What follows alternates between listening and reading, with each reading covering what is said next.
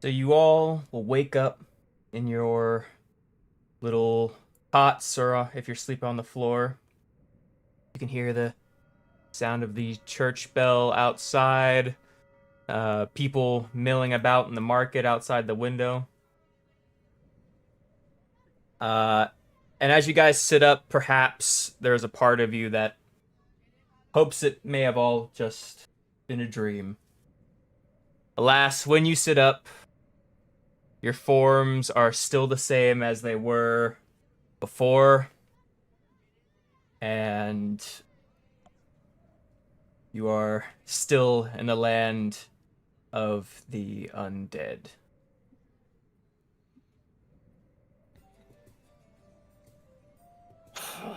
Wonderful. Bruh. Splendid. Friends, you're still here! Yay!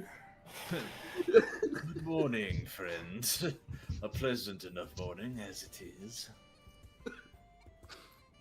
Yes. Yes. Pleasant. Yes, that's the word we'll use.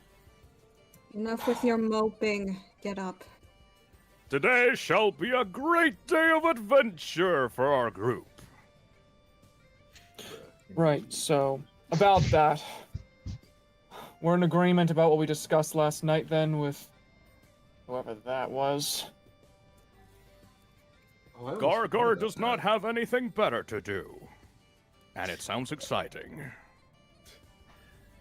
Yes, I must confess, in lieu of not very many other options at our disposal, I am quite fond of the idea of a little stimulation of the senses. And the promise of endless banquet at the end does seem quite convincing. Yes, I think a grand feast would make a fine prize for our efforts, friends. Yes! Well, I do believe we all recall our directions. At the very least, we were to seek out, as I look over my notes, what was the last of the frost giants? Yes, so you guys will remember that before basically all that shit went down, you had a visitor last night from a shadowy figure that told you to seek out the last of the Jotuns to guide you towards Fenrir.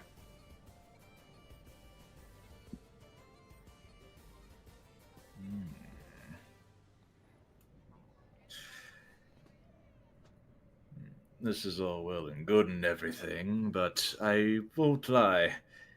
Does anyone recall directions to this last giant? Or did he actually say? He what said seek direction to out go the in? forests to the north, and that the frozen forests are where this giant likes to hang out. Though you could potentially ask townsfolk about if they've heard anything about this last of the Jotuns.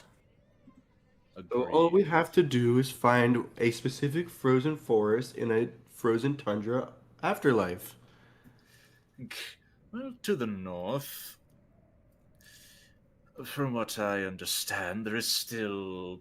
I assume there's still sunrise and sunset, or is it just generally the same vibe? It's kind of like it is in like at the poles, where it's like the sun doesn't all the way like drop, and then there are periods of time where it's always night. We're in hell. Dude, I can't even sleep in and freaking play Minecraft. We're in fucking hell.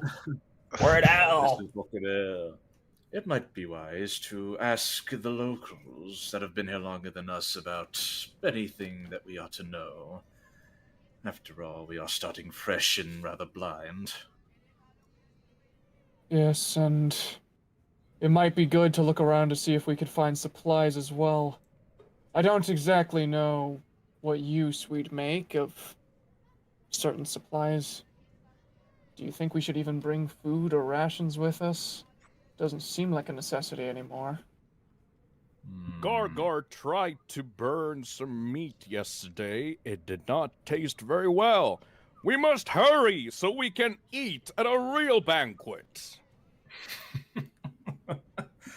Agreed. We'll get to it soon enough. But our friend has the right of it. Asking for information and gathering supplies. I believe this to be our best course of action. All right, we're gonna head downstairs and start investigating the town then. Yes, sir. All right. Is the town mostly human-like people, or No. are they also furries? So there are a multitude of races. Like you see people that are like orc in nature, you see people that are like elvish, people that are human and seem to have maybe kept their form from the first life. People that are anthropomorphic, you have like, other wolf people, you have bear people, rabbit folk, they're all kinds. I mean, the innkeeper was a goblin, so Interesting. That's a good place to start, actually, is see if we can get a hold of the bartender, the goblin woman. yeah, if you guys head back downstairs, down to the tavern, that's too many people. There we go. Let's see here.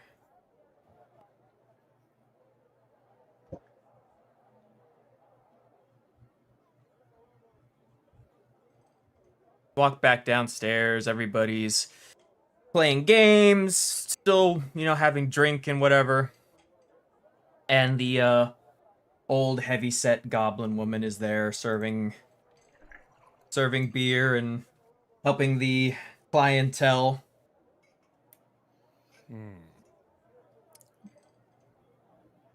The afterlife continues on with or without you. Since Gargar is the most extroverted one of the group, how about he just goes downstairs and just starts yelling at everybody in the bar, "Hello, friends! Does anybody here know of a giant? And where he might live? This is a good idea. I'm going to We're face looking for a palm. giant!" I'm gonna walk over. I'm gonna grab Gargar by the shoulder. Perhaps someone else should be asking for directions. I think he was quite to the point, actually. I'm gonna need you to make a dexterity check to see how fast you're able to shut his mouth before he pops off. Do I make a dex save against him?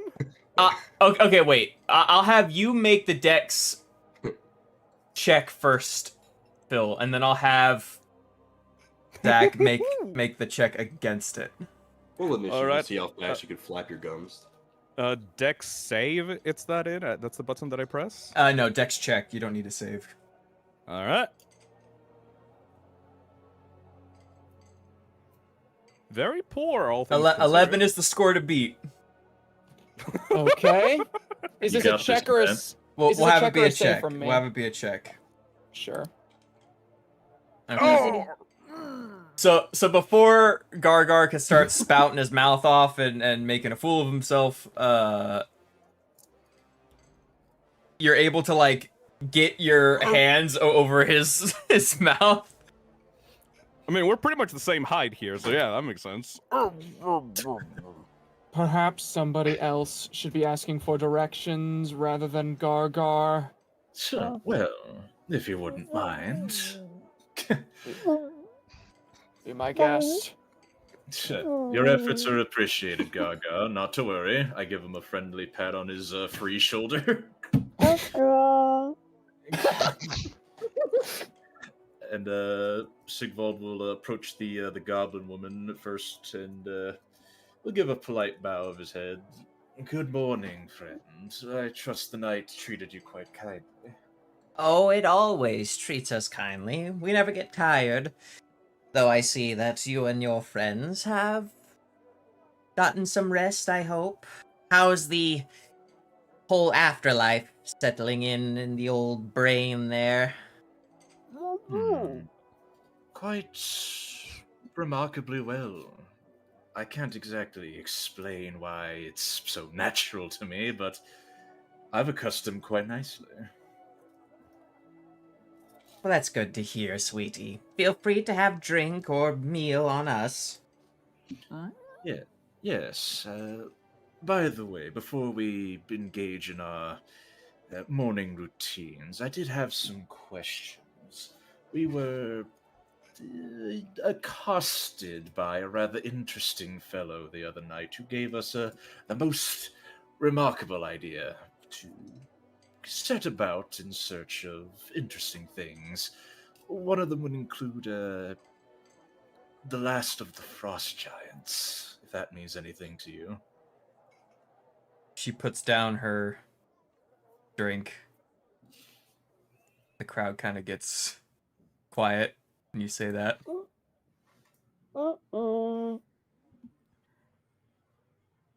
Forgive me, I think I misheard you. Did you say last of the frost giants? Yes, I do believe I did. Said to be in a frozen forest in the north somewhere. A rather large hunter-looking orc fellow down the bar from you will like slam his mug of ale down. You don't want to be messing with her, mate. Last I heard, she could tackle 2 Dwargo with her bare hands. Tear the throat out of a bear with her teeth. No, sir. We're looking for a giant, not a bear. I give an awkward side eye at that remark. Do you also try to shut him up? No. He it- looks at the general direction of the voice, just like earnestly. He's trying to help. And as you guys are like saying that, an elf will approach you. Well, I heard that he was able to beat a cyclops with just a stick and a stone. Have you heard it or seen it? Well, I have seen the corpse of Cyclops littering the forest, so I err on the side of caution. Guys, we can't take this. We have to How do we know that who we're looking for is the one who was responsible for those Cyclops corpses?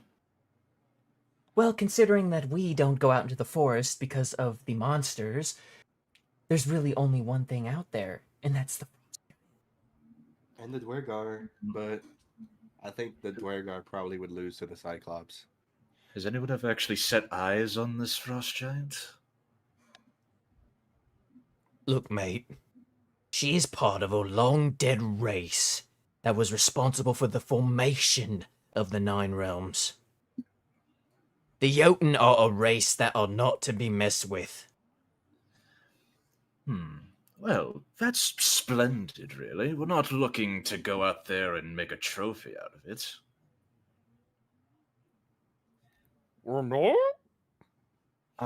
Another a rabbit folk will like lean over to their friend. When the last bank teller wandered off into the forest, she ripped off his head just for trespassing. How gory. And then the more whispers about the bar come back and forth, like, I heard that she did this. I heard that he did this. And back and forth, back and forth. He did, she did, he did, she did. Seems like nobody really knows who this person actually is, just the things they've supposedly done. I like to think that as the room is like gaining more and more commotion, eventually I'm going to get a little bit frustrated and kind of snap a bit. Just, are we going to just stand around sharing ghost stories, or is anyone going to give us actual information about where we need to go if we wanted to meet this individual? Everybody will kind of like shut up and look at the giant bear. He's got the right of it. I try to like speak up again. Gargar tries to speak up again. A map of where the corpses were would be nice. Yes, a map of where the corpses were would be nice. And Sure. while we're out, if we go outside of the village, you said that the Draugr come out at night. Is there anywhere we'd be able to rest without being attacked? Look, you're new, and I am going to explain something to you about Niflheim that you need to understand. The forest does not stand still. It is a living, breathing thing. Just because this town here is where it is for you now doesn't mean that the next person that walks through to the other side will find it in the same place. The forests will move and change, and the things in the clearings will not be in the same place when you run around to circle back.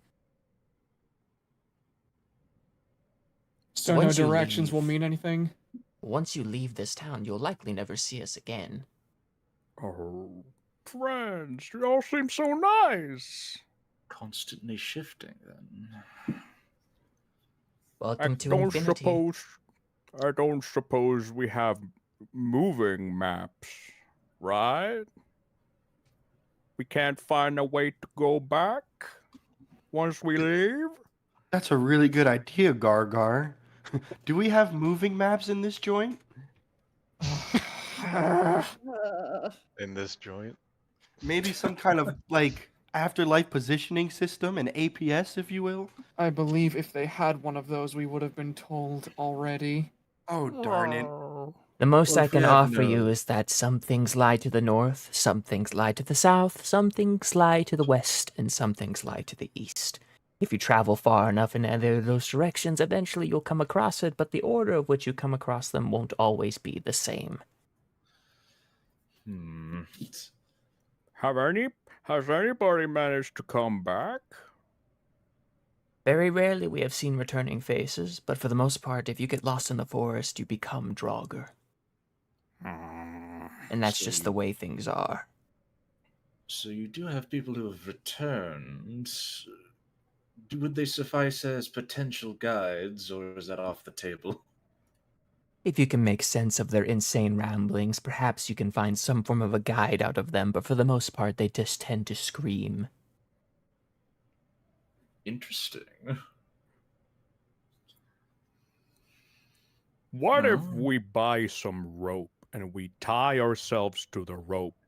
Everything that you and- can think of, boy, has been tried before. Rope, Oh. breadcrumbs, drawing lines in the snow, marking trees, it doesn't matter. The Nine Realms are smarter than you. They gave birth to you. Are you smarter than your parents? Or are you a product of their knowledge? Gargar is not very smart. I apologize, lady. You said a lot of words to Gargar just I now, don't- I- and Gargar don't understand, but Oh, he didn't like no. it, and he doesn't like you. Tim, he's up on the land. He's only trying to help. And I understand that you're trying to give us fair warning of things. That I understand. If there is truly nothing else outside of what you've told us already, then I do believe our questioning may be concluded. May I ask instead, where might we buy supplies to make our lives a bit more bearable out there? Yes. There's an Explorers Guild in town. There's not very many members left, so I'm sure they have plenty of excess supplies that are going unused. That would be beneficial. Thank you kindly for that information. Look, I'm sure you mean well. You seem like a bunch of wise young men and women. But this is no ordinary adventure. You're not alive anymore. The rules that you are trying to abide by don't apply here. And if you die in the What? snow, there's no guaranteeing that you'll wake up. What would be the best way to prepare, you think, lady? There's no preparing. Oh, man. Then it would seem that the best course that we have is to prepare for whatever comes, though we may not expect it. Better to have something on hand than nothing. After all, this adventure is unique for us. It's sure to be something special. Something to defeat Gargar's enemies. Something sharp or big that we can swing. Regardless if things are different here, we can still beat things up, right? You know what? That's a wonderful, beautiful mentality you have, Gargar. Let's just go beat things up. Yes! Let's go get things so that we can beat bad guys up. As you guys turn to leave, the barkeeper will call after you one more time, and she'll ask, "And what if there's nothing on the other side?" Then at least we'll know. Sigvold will turn around and give a very polite smile. The unknown does not frighten us. For what do the dead have to fear besides oblivion? I do not know the circumstances of my death, but if I am to die a second time, I will make sure it is on my terms. If we die again, I will scream really hard so you guys will know. Oh, that's a good idea. How poetic. They all say that, and then I'm just gonna turn and point to them. I'm just going where they're going. I'm along for the ride at this point. Yes! Then you should know, if you die to one of the 9 beasts, oblivion awaits you. There will be no waking up. So be it. We will die in glory as comrades. Hi, everyone! And everybody will look to the orc. A toast to this batch of adventurers. Surely they will have a different result than last. And everybody will laugh and start clacking cups, seemingly laughing at your expense. Oh, Yes! that was really nice of him. No. Thank no, you, it friends. wasn't. No, don't thank them. Just leave. Okay. I'm being pushed out the exit. Okay, No, see it'll you be later, fine. friends, or not. Waving with Gargar, patient smile. Thank you. I'll give a polite bow before making my exit. You head back out into the icy town. Everybody's kind of like milling about.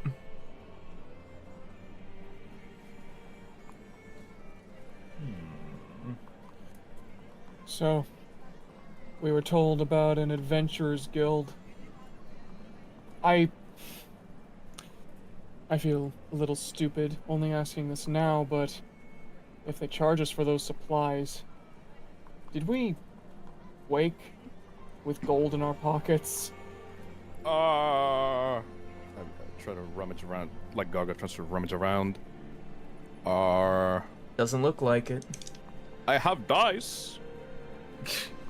Well, a fair Nice. question to ask, but I am quite curious if they do. There really isn't much useful wealth in the afterlife. Yes, I suppose, but that barkeep told us that the first night was free for those of us who had just arrived, so I'm inclined to believe that they have some form of currency here. We could barter. We could I have ask a them rope. really nicely and say it's for the greater good. Mm-hmm. Yep. Of course, because that always works out. It worked for me. According to the barkeep, there aren't very many of them left, and if it's an explorers guild, then perhaps some of the members are those mad raving types we heard a little bit about. Well, guess we better find them rather than speculating. Let's walk until we start seeing pointy things. Agreed. So I will be right back. My dinner is ready. Oh yeah. Excellent.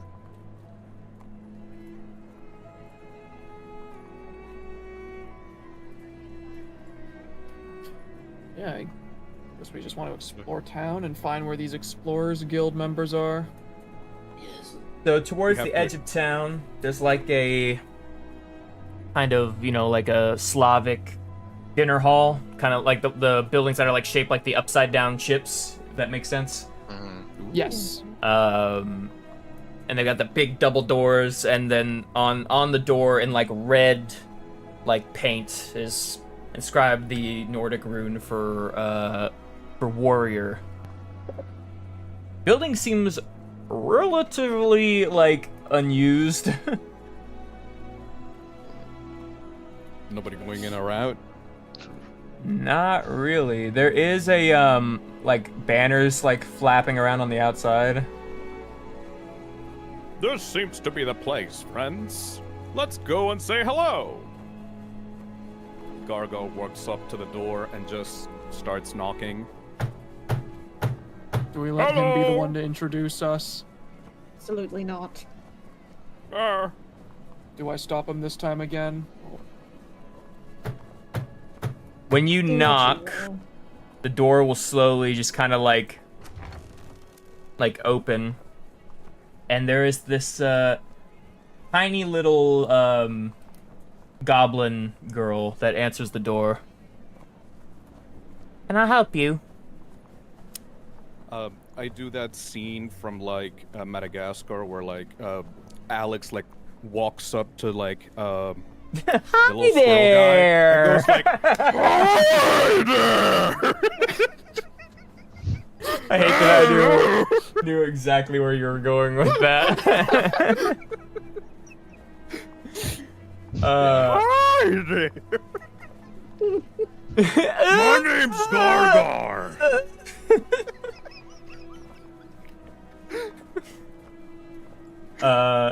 Just kind of like looks up at you, looks at the rest of the group, like, okay, can I help you? We're oh goodness. We're here to try and get our hands on any adventuring supplies. We plan to travel outside the village, and we were told that there was an explorers guild here.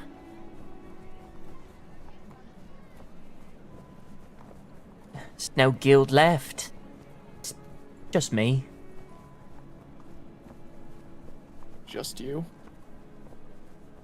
Just me.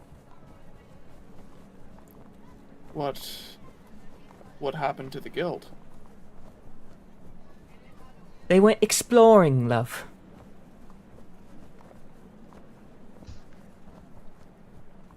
I see. God, just awkwardly standing there, not What a coincidence, friend! We are also exploring and not returning, I think. Do you have pointy stuff? Yeah. Just come in. Yes! I'm gonna walk up to Gargar and tap him on the shoulder. Hmm? And you look down, I'm gonna do like a shushing gesture with Oh. my finger. Sorry. Gargar will remain quiet. Did you just mock Gargar, bro?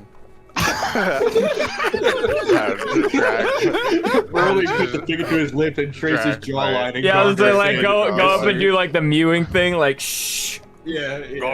Gargar is intimidated by your aura. Gargar recognized game. If you guys go inside, the door will shut behind you. Alright. Yeah. I go inside. And the hall is just empty. There's a long table, there's shields and spears and swords and armor and just all this other stuff that is just completely unused. Some of it's dilapidated, some of it's rusty, and it's all dusty. Have a look around, have whatever you want.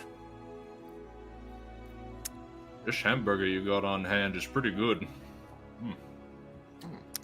Could You don't- we make some perception checks to see if there's any stuff that interests us, like specifically? Well, are you looking for something in specific? Big hammer. Maybe shield. Don't you have one already? I have a mall. I believe the I mall always want is more the. stuff. That's fair. Yeah, if you're looking for a warhammer, you can roll for investigation to see if you find one. Will do. Up. Senses. Investigation. Throw it in there. Where is it? Why is it not popping up? Oh no. Should be in your skills under intelligence. Thank you. And pop it. 13. You will find a snow-bitten warhammer.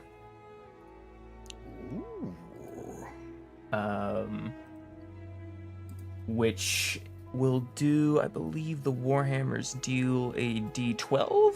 Let me just fact check that.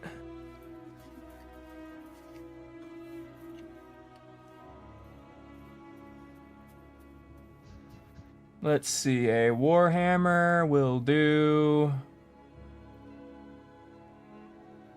Oh no, it's giving me warhammer. No. Warhammer the I love 40k. The 40k variety. I could see Gargar being a space marine. So it's 1d10 Totally. with the push property, and it deal. Oh, sorry, 1d8 one-handed, 1d10 if you're two-handing it. That's not really that useful compared to the mole that I have. Yeah, the maul is like a bigger hammer. It's like the long war hammer. And I don't Okay. think it has reach, even still. Gargar It's just ridiculous. tries to look at the big hammers, just like it's just left like by himself to just look at the weaponry, while everyone else does their own stuff. Yeah, we could use some supplies. I'm gonna be looking around for things like torches, rope, pythons, maybe a crowbar, a little hammer, stuff like that. You know, Oh basic yeah, you supplies. find basic supplies. You find pretty much whatever you need. So you find like a package of like 6 pythons, a small ice pick. That kind of stuff was also what I was hoping to look for here. Oh yeah, you could stock up on like any general adventuring supplies. That's perfect. Guess will do quite nicely. Here you go. Not. Sigvald will happily share what he's found with the gang. Yes, I suppose this will do.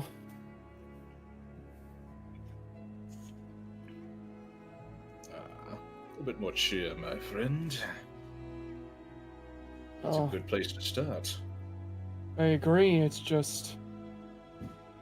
I can't help but be concerned. If the area outside this village is ever shifting, how do we ever expect to find our location? Does it not seem completely pointless? That's so depressing. There's no need to be so crestfallen. It is the killer of all motivation to simply give in to despair so easily. I pine you as a far more durable sort, Mr. Frostclaw, if you don't mind my saying so. I kind of let out like a long sigh, just... No, I don't mind. And I suppose you're right. Excellent. Come along. Let's ready ourselves. If it's an unknown journey, then the least we can do is be caught more awares than unawares, wouldn't you say? That I cannot argue with. And I guess I'll turn to the goblin who is still keeping this place maintained. Just, is there anything we should know if we were to travel outside of here? We were told quite a bit over at the inn, but I figured you work with the Explorers Guild, or at least what's left of it. Is there anything you know that the general public here might not? I mean, I was never much for adventure myself. I just tried to help others in hopes that maybe we could find answers. But there are rumors that somewhere in the tundra there lies a tomb, inside of which lies a holy fire. And anything bathed in that fire will be let out of the forest whenever it wills.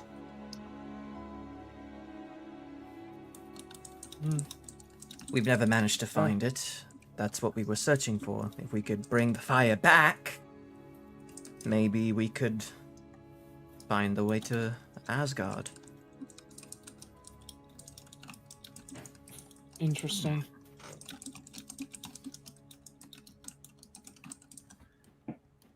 It's quite splendid thinking. A holy fire. Interesting.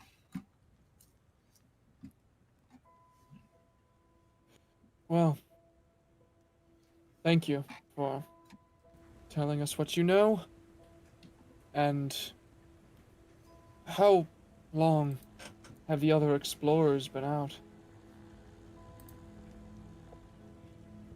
I've been by myself here for many moons. Oh, I see. I'm sorry.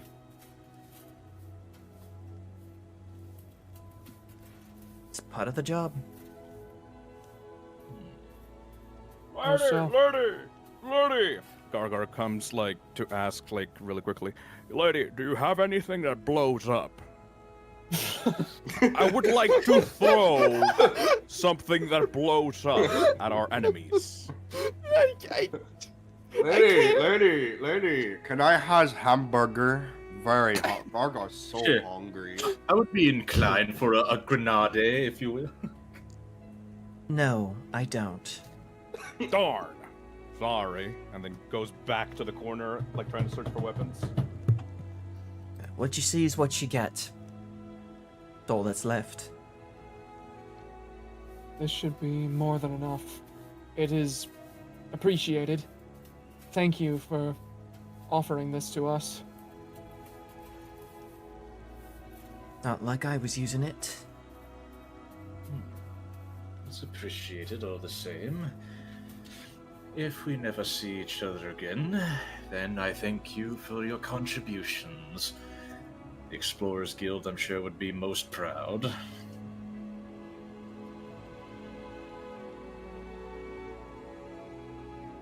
Suppose it doesn't matter if they're proud or not now.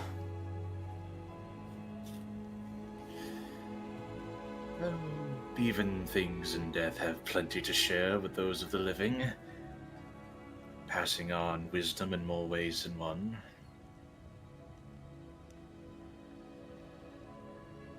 Lady, do you have any javelins?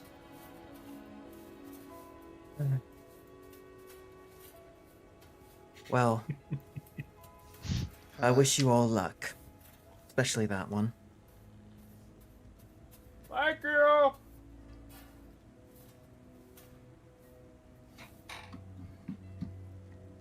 Yes. Well, unless there's any other pressing business we have here, I think we should be on our way. Oh, while I'm thinking about it, I kind of think about my my blind little mole friend, and Hello. are there any bells, perchance? Well, there's the bell that's outside the building, like the one on the door. I'll take it. Thanks. I don't suppose we need it anymore. What do you need a bell for? Which is my understanding that one of our friends has rather poor to rather non-existent eyesight, and I would like for them to be able to follow us quite clearly. Having some bells on our persons would while you're talking in the background. having some bells on our persons and his own might be beneficial, I would say. Can Gargar rip it out of the wall? It can easily be removed as it's just like strung Can on the Gargar top. You rip can, it out of yeah, the make a wall? strength check. Go for it. Jesus fucking Christ, dude. Oh my god, Yeah, man! get that back. Yes! I want to Okay. beat him over the head with a hammer. I don't know why your rolls all have advantage, but I'm gonna fix that real quick. Oh, it's on the sheet. I'm sorry. Automatic? You should Automatic, I change think? that to query. There you go. Oh, and query. it'll ask you Gargoyle every time you always roll. have advantage on strength. So Alright. I'll let you keep it that time. But yeah, you reach up and it's like an old style where it's just like a metal like, how would you describe it? It's like a metal hook and then the bell is just like hung on top of it. And you could like easily just like lift it off, but you grab the fucking fixture on the door and just rip the top corner of the door off. Awesome. Got it! I face palm. And she just and now the wind is like coming through. Oh my god. You can leave now. Yes, I think we will be doing that, right, Gargar? What the Thank hell was you, that, lady. guys? Uh, What's going on? Are we under attack? We have a free bell! not to worry, Othar. We're retrieving a bell, just so you can keep an easier track of us. Oh. I hand him the bell over with like the little piece of wood like stuck to it. Well, I was kind of hoping for more than just one bell, but as long as you have a general idea of where one of us is, we're usually in the same place anyway.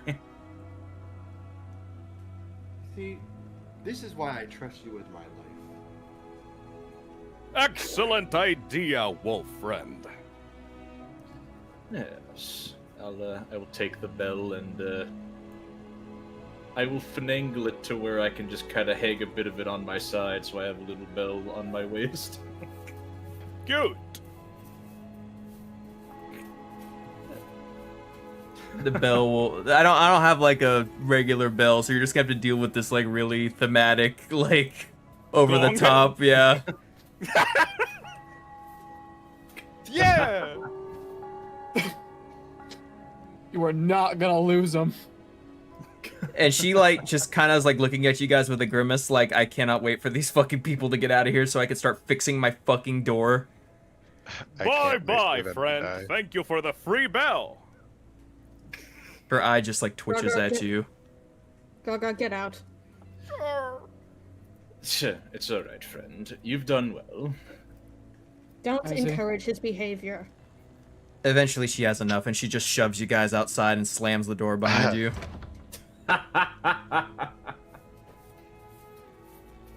Alright, so we have been in this village for just a night, and already we've been laughed out of a tavern and kicked out of the Explorers Guild by the nice lady who was running it. I don't know about all of you, but I would really like to be out of this village as soon as we possibly could. Right. A fair enough request. Oz raises his hand. Yes. I hope we get to see our friends again in the future.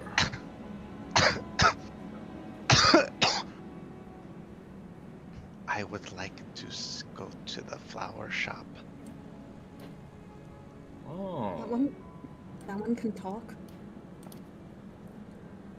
it's pleasant to hear you, friend. You're looking for like a florist or an apothecary. Yes. Well, let's see if we can find some. Sigwald will like approach any like random people on the street and like ask if there is such a apothecary or florist or herbalist or something to that vein. There is an herbalist on the other side of town. We can go there, absolutely.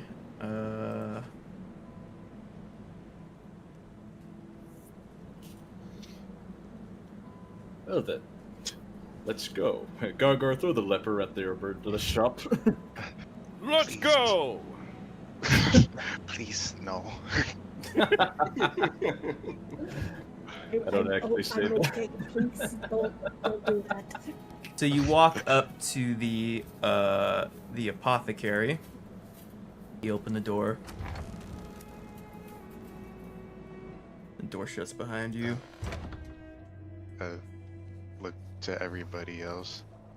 I'm sorry I didn't speak up, or I didn't know if I could speak. It's Well, quite it's- alright, friend. It's a great thing you can, and Apothecary is a lovely place to go. This seems wonderful. Yes. Gargar is happy to have another friend with a mouth. Yes.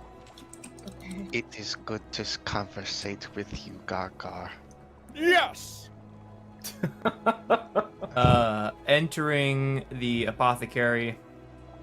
There's nobody in there, but there's like all sorts of like flasks and little pipes, and there's plants growing on the walls, and you can tell that this person makes potions. And you can see like from behind the counter, there's like papers like flying everywhere, and you can hear scribbling, and like you can see glasses being poured, but you can't make out the person behind the counter. Excuse me. And when you say that, like a nose with like a star at the end will like peek up over the edge of the counter and like start sniffing. But my nose doesn't deceive me. I believe I have customers. And like this person will like climb up on a stool, and it is a mole man. Oh my god. Now you just wait on a moment here. Let me get my glasses. It's the fucking scientist from The Simpsons, bruh. No, that's Bentley, bro. Yes! And Oh yeah, Bentley too. Yeah. this guy puts on these glasses that have no lenses. They're just like a wireframe. Oh, yes! Oh my god. Okay, here, let me see. Well, this is new. I have never had a package of orcs come in here to purchase my wares, but I am hardly the type to turn away business. Now, how can I help you find faggot friends? Well, I would like. What selection of flowers do you Speak have? up, man. I can't hear you.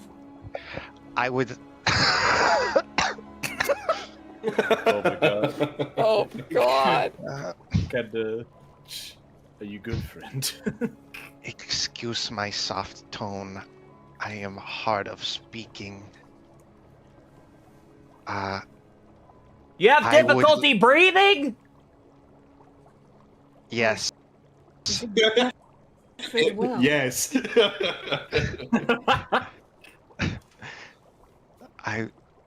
Do you? What selection of flowers do you have? Who's in Sorry. power? Friend, you have to I'm- talk louder! I'm going to cast message. That's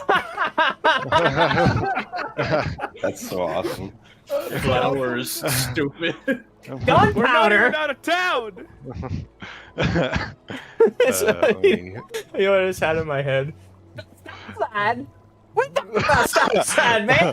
Oh stop my sign. god, that's elite ball knowledge right there. I fucking love that video. Wow. You know why I stopped Stop you, sign. sir? Stop sign! What about stop sign? What's stop? No stop sign, man! That is the craziest ref. That is like the niches of niches, bro.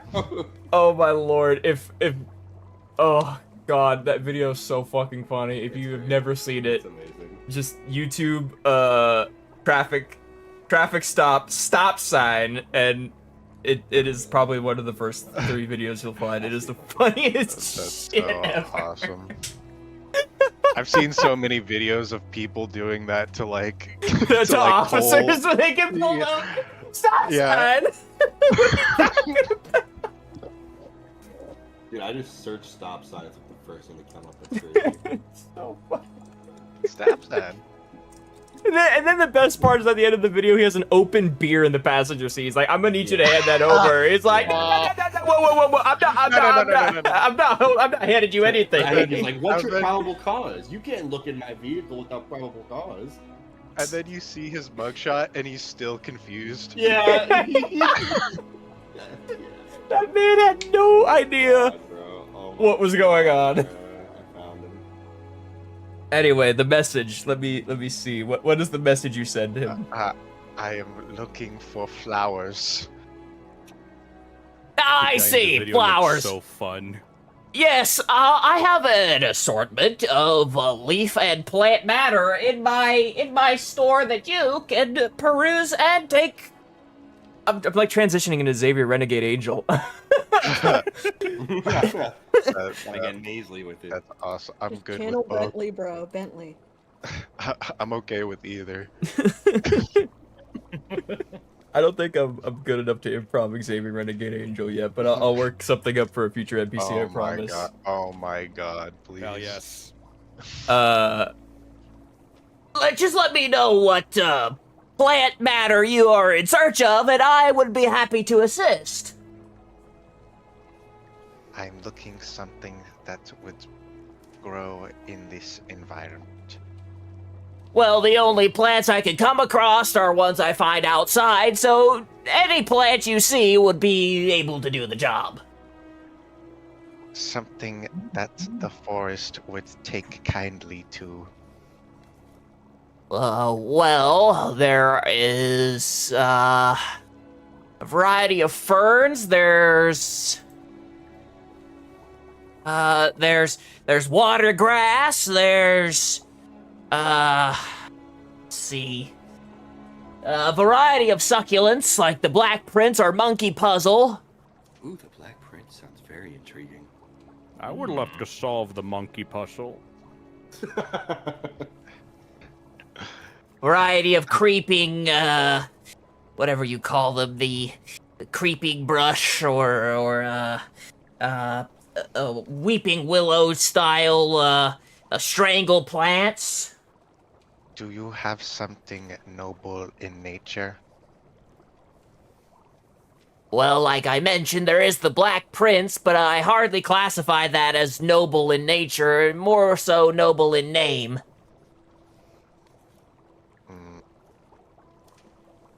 Perhaps some kind of lily would do. Well, if a lily is what you're after, and you're not talking about the bar maiden, I do have this I'm not. right here. It's And made That worse that there's fucking a laugh woman- is the best. It's made worse I that love- there's a woman standing in the shop listening to this shit. I love this you want a guy. lily, do ya? I've got just a thing. He'll pull out Jesus. a potted plant, which looks like a lily of the valley. However, the very tips of its petals are glowing blue. This one is native to the afterlife. This is what I like to call Loki's thumb. Yes, that would do. Do you have any various seeds? Well, I haven't managed to extract the seeds from this particular plant. I don't imagine a fellow herbalist like yourself would like to give it a shot. Tell you what, if you're able to extract seeds and you're willing to split the amount 50-50, you could take whatever you extract for free. That would be optimal, yes. Then by all means. And he slides the lily over to you. Do you have an assortment of various different seeds? Yes, I sell seed packets. I sell them in either single-use bags or I sell them in grab bags, and you don't know what you get. People like the grab bags. Ooh, that is tantalizing. I would like a grab bag, please. and he'll put up like a single use, almost like a Kool-Aid packet or a Gamer Subs packet for those of you out there that would like to purchase Gamer Subs. Gamersubs.gg/d&design. Hair off like style. I mean, I think they actually sell those in flower shops actually, where it's just like a single like, but instead of plastic, because that can't exist, I guess it would be like burlap, I suppose. Yeah. Oh no, paper exists. It would be paper. Paper is a thing. Yeah, and Paper. Uphill. And it's got like his face stamped on it with like a big thumbs up and a smile. Oh yeah. Oh my fucking Is he god, I love winking? this guy. Yeah, he's. Wow. You would assume he's winking. You can't really tell. Oh yeah, he's a mole.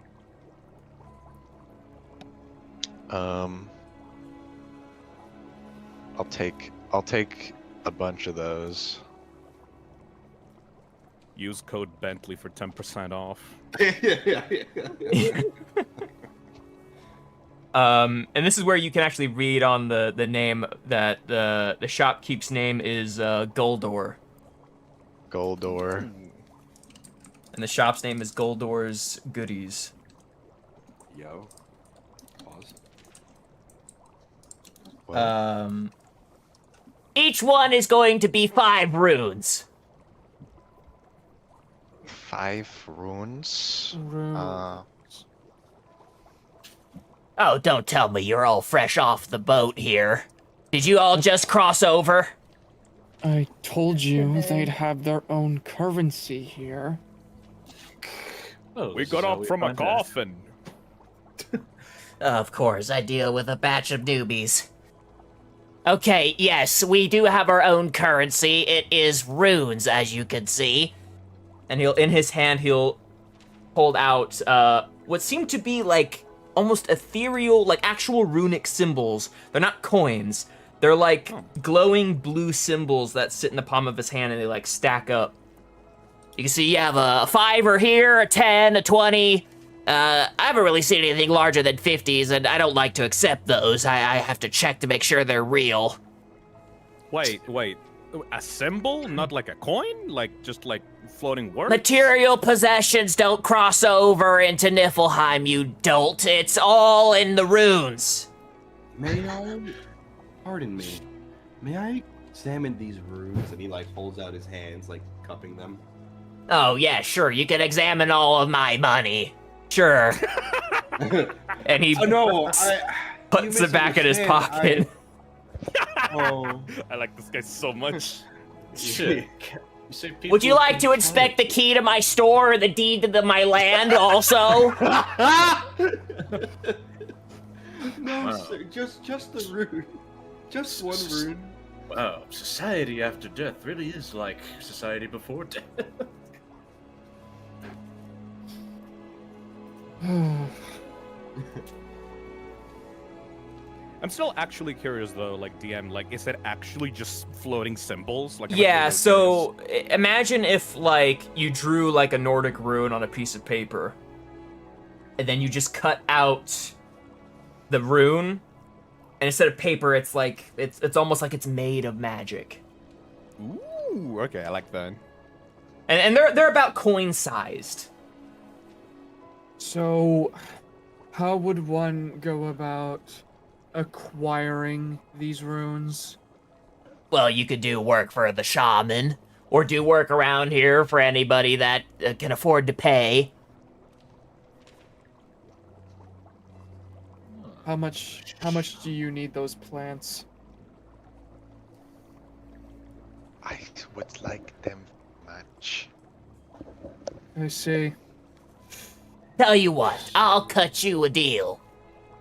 If you could go out into the forest and return with one of Loki's thumb plants, so I can breed them on my own, I will give you all the seed packets for free, and I'll give you half up front. Ooh.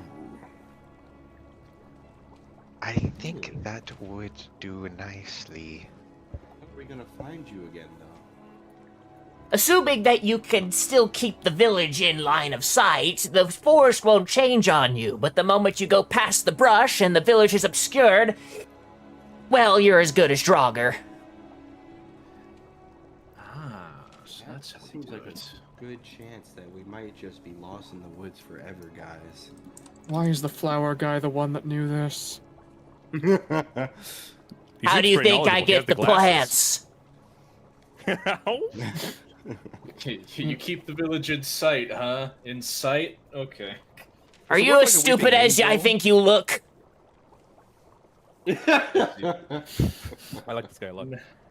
No, I think I'm much worse. I think I'm getting dumber just by being here. Gargar Well, in the walks company up you to keep, I would expect so. Ooh. Are you- Gargar walks up to the guy and asks, "Excuse me, sir. Would you happen to have any exploding plants?" Gargar would like to explode his enemies. You're I not would give contagious, much are you? flowers for this. No, I don't think so. I find that hard to believe. No Are you exploding always plants this then? rude? I am when people waste my time by trying to purchase goods without any money. I promise to give you many plants in exchange for exploding plants. I don't think those exist. To be also completely fair, you are being downright rude to people who are freshly crossed over. Please do be a bit more understanding, if you would. Whose shop are you in right now, mine or yours? Oh, my friend, please. Relax. Please, I don't want to have to rip your throat out with my. I big slightly loom over him a bit because I'm getting a little pissed off at his attitude. He kind of is just like staring through you. He doesn't really see what's going He on. doesn't see you. He's blind. Friend, if that's what you think is true, if you need to make sure that you keep an eye on the village, how do you keep an eye on the village to return? With your eyes? But Very, very. Thank you for that. I don't Right, understand your question. This conversation is not productive. We will accept this job if you're willing to provide your end of it. Sure, here's 3 of the packets up front. All right, perfect. Oz, you can hold on to those, and we'll be back from the forest to provide what you're asking for. Thank you for your help. Please, let's leave before one of you says something stupid. Oh, Understood. good. Thank you, Goldor. It was nice to meet you. Yeah, just ring the bell when you're back with the plants. And he jumps off the table and begins going back to his like apothecary equipment and like making potions and shit. I'm so tempted to ring the bell on my waist. Come back. We are not liked by a single person in this village. You seem nice. Well, to be fair, the goblin liked you until you fucking fucked up her house, and then this I guy know. was just like, Oh my god, these brokies are trying to get handouts. Yeah, I'm about ready to grab this fucking mole and shove him out in the snow. I don't care much for him. well, I mean, if you never plan on coming back, you could just steal from him. That's an idea. How does he keep an eye on the village? With his eyes. It's a mole. So, I guess now that we're like outside, so we have to keep an eye on the village. How do we plan to do that? Are we going to have like one person dedicated to watching the village at all times? How are we going to make this work? You don't No. volunteer. Gargar volunteers to keep an eye on the village. Friends just need to hold Gargar's hand and guide him while he walks backwards. I look at him in silence for a long moment, and then I turn back to Ursus and go, I'll do it. Are you sure? You will hold Gargar's hand? No. I'll, Oh. Shit, I'll I'll be hold the your hand, one- Gargar. I will be the one to look at the village and make sure it doesn't disappear from line of sight. Can Gargar hold your hand? No. Oh. So there's something about the outskirts of the village that you need to know is that like once you get a certain distance in, the forest will get thick enough. But like the immediate forest around the town is thin enough that you can see the village like a good 20 to 30 feet into the woods. So you don't really like need to watch out for it. It's just like don't go too deep to where you can't look back and see it, because then the forest will change. So don't go too deep in the woods. Yes. Also, quick, be right back. I need to use the restroom, and then we will step foot into the woods. I will be right back. Okay. So, I suppose that raises a question. Not saying we should do this, but if we had one person stand, like, far enough into the forest that they can see the village, while the rest went deeper in to look for things, would that count as the village not moving? I like that we're trying to break the game mechanics here. I'm into this. Okay, I'm into Maybe this. The village would move for us, but not for them, and then therefore we would be separated because we ourselves, as a party, are not looking at it. But then what if Yeah. we move towards that person? Wouldn't that Well, person how do like we know that I think the anchor it? person- person. hasn't I moved think the with the person village. would also disappear for you guys. Yeah. Right, I think it that makes is sense. like it's on an individual basis, I think. Here's a real nugget for y'all to ponder. I have this item called the Rude Crafting Kit. Yeah. Oh! There's To no you, actually. description for it. Can we forge meaning, some shit? It crafts runes. It makes runes. I am a rune kinda- master. My whole thing is I make runes. I'm kind of interested in it. Gargar I'm also getting real tempted to tell Gargar to like bludgeon this fucking mole's head in. kill. Okay, Gargar must have a reason, because Gargar friends, by default, you can convince Gargar to turn the other person into an enemy, but there must be reason. Oh, I can think of plenty of You reasons. You could That's lie very to good, that's very good, that's Gargar. very good. Yeah, you can totally lie to Gargar, no problem. Yeah. I'm saying this out of character, by the way, just saying, because, like... Yeah. Gargar is like, I'm saying it. Gargar. Now, here's the thing. If we put a person right on the edge of the village, and then, like, we go as far back as possible, at what point would we stop seeing that person compared to the village? Like, can we add, like, an extra, like, 50 meters, maybe 100, maybe? Maybe we could ask like a village person to stand somewhere, and then we can go outside the village and then come back and see if they're still there. Yeah, totally. Leave them stranded Just, if just to make sure, just to test to see if like We're trying to see like how if we this come back, curse it's a shit different works. place. Yeah. Can we make a What? chain, like a lazy chain of people, like looking at each other's backs as they look towards the village, so that we can extend this, like as far as possible? Oh my god, we're just reinventing the commoner railgun. Something Yeah. like that. I think based on what Matt said, there's like a sort of, I don't know, safe zone of woods you can just go into, and if you go in too deep, you get fucking slurped up by the ferns. Right. So there's like an area that's fine to go into based on what he said.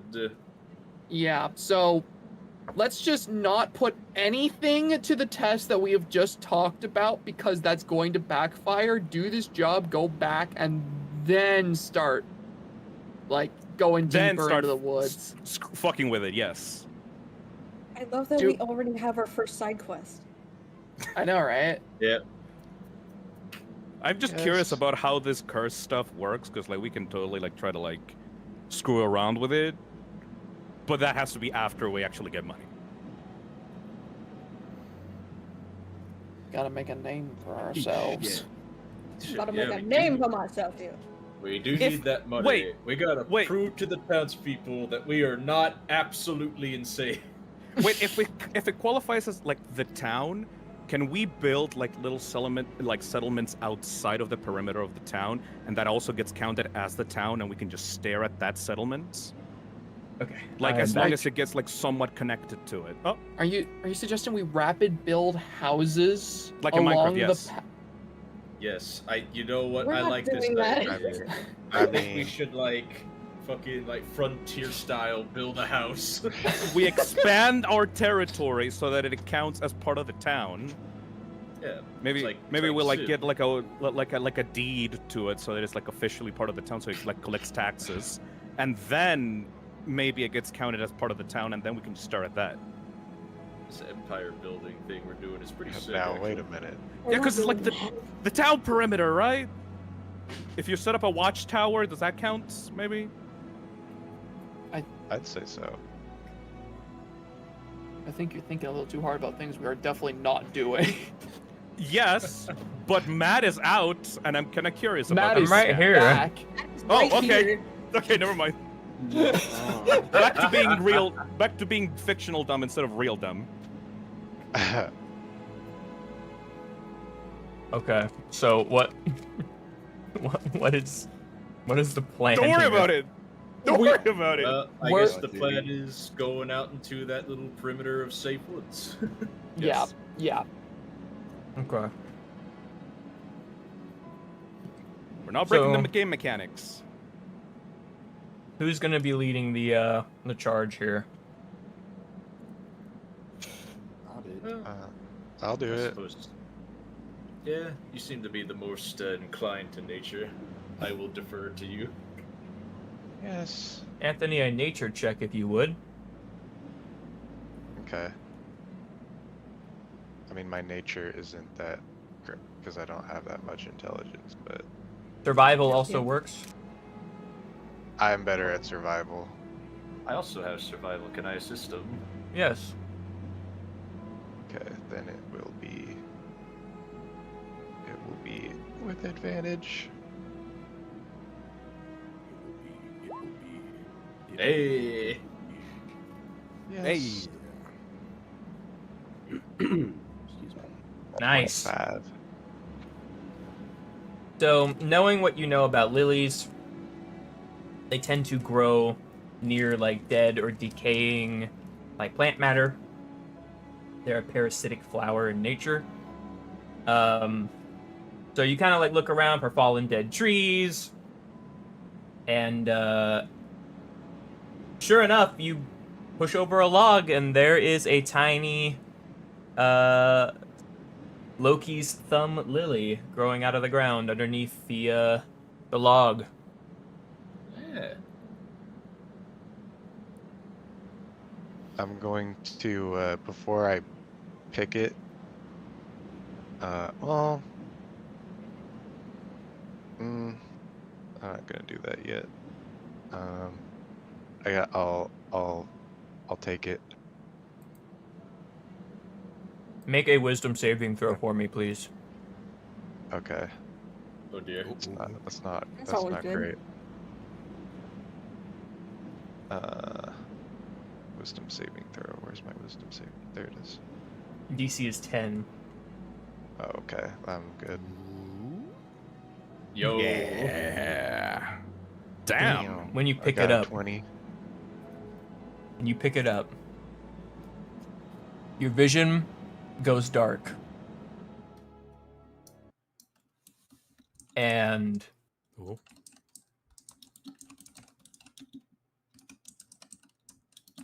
you remember something. Flash in the pan.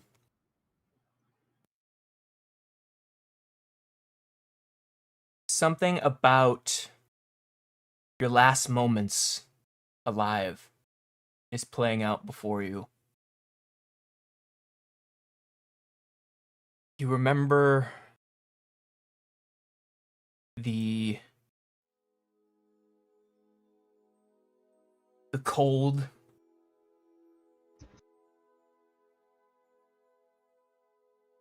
succumbing to the frost.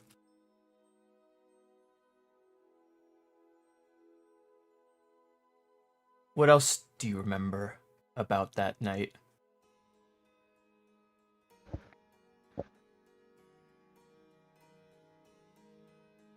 Maybe perhaps you were running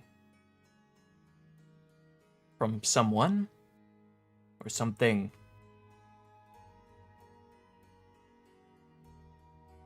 You were being chased. But can you remember why? Make a wisdom check for me. Oh.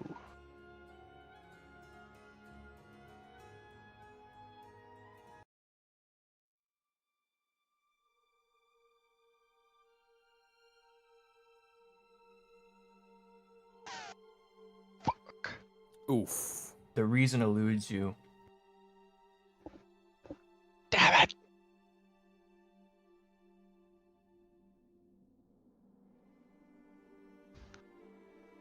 Tell me, was it people? Was it animals you were running from? Are you asking? I'm asking you. You tell me, was it Ask people or me. animals? It was animals. And were you alone when you died?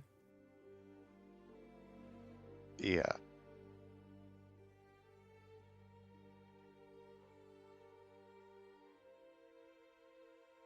And what was the last emotion you can remember feeling?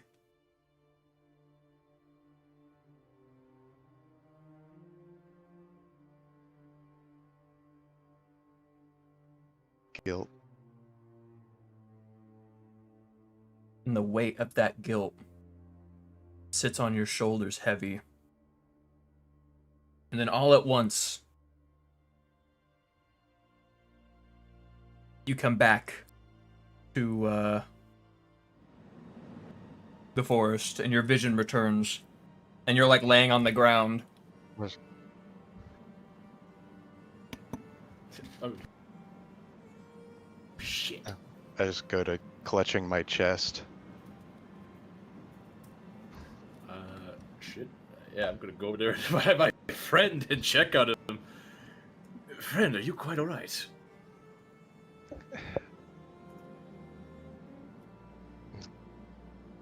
There's like look around and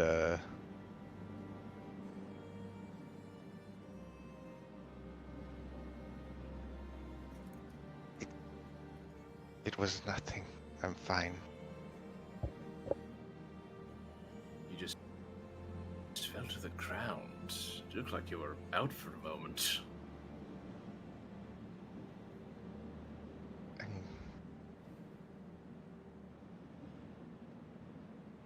I think I remembered something. No? From your previous life? From my death.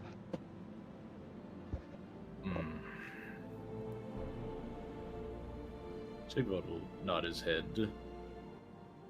If you do not wish to discuss it here, I understand. I'll help Oz to his feet.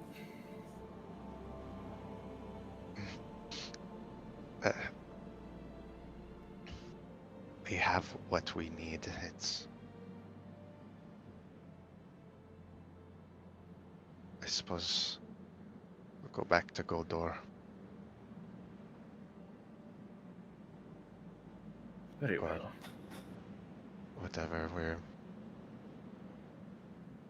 however our next steps are.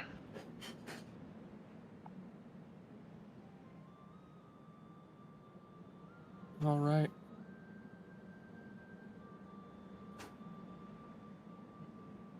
Right, you heading back into town? I suppose so. Yes. Alright, you head back in to the shop.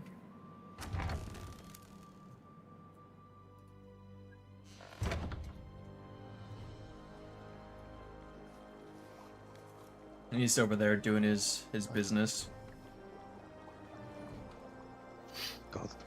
Goldor, we have what you have requested. Go, ring the bell, would you? Get his attention. Oh, Clink, clink, clink, clink. clink, clink, clink, clink. But I ring your bell instead of the shop bell. Clink, clink, clink, clink, clink. Oh, do you have the lily I requested?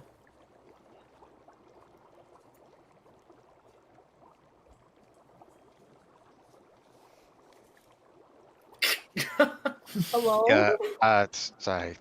Yes. She's still having a flashback. Just let him have a moment. Very well. Bring it here so I can have a look, please. Yeah. Brings it over. It's a small specimen, but one nonetheless. Very well. Here are the rest of your seed packets. And he'll give you 3 more seed packets. Thank you, Godor.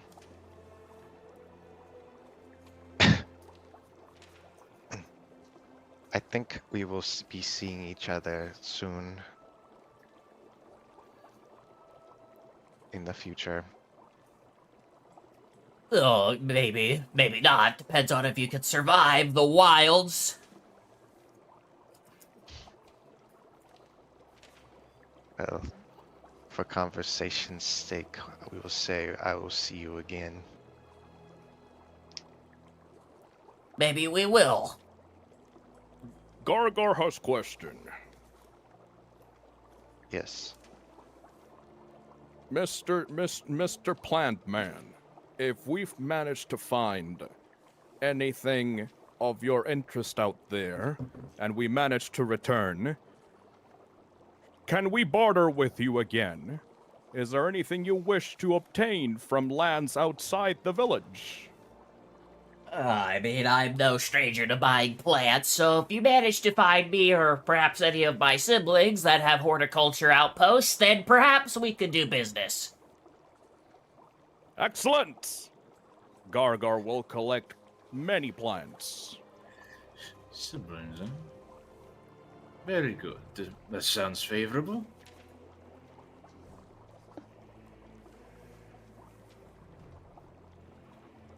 Well, I wish you luck. Indeed. A pleasant day to you then, sir.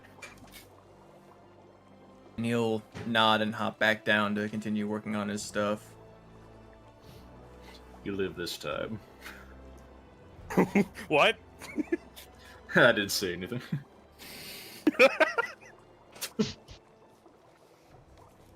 Just muttering under his breath, he just can't hear it.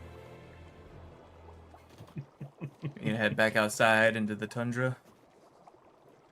I have a Unless- pretty big survival stat, so if I can just rummage around for some herbs, we could totally do business with these mole men. Yeah, I think that's all of our business in town concluded. We can go back out into the tundra. Okay.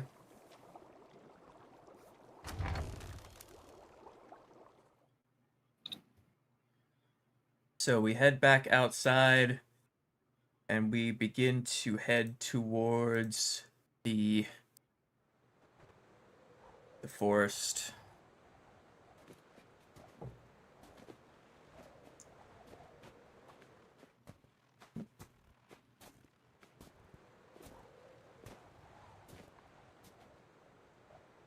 You guys will stand at the edge of the forest and take one last look at the village.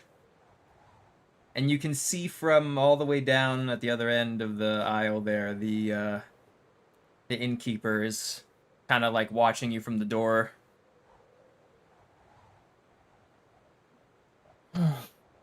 Point of no return, right? Seems to be that way. From where we're standing, I'm going to pull out one of my seed packets and plant like a patch of them, just kind of like sprinkle them out in a 5x5 little square. Okay. Spread out a few handfuls of your seeds.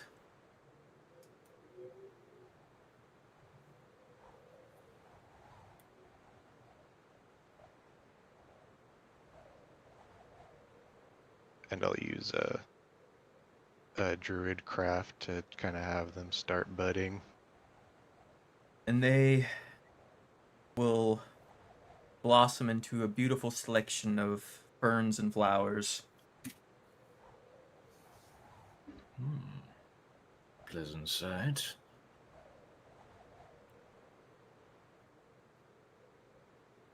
Our starting point.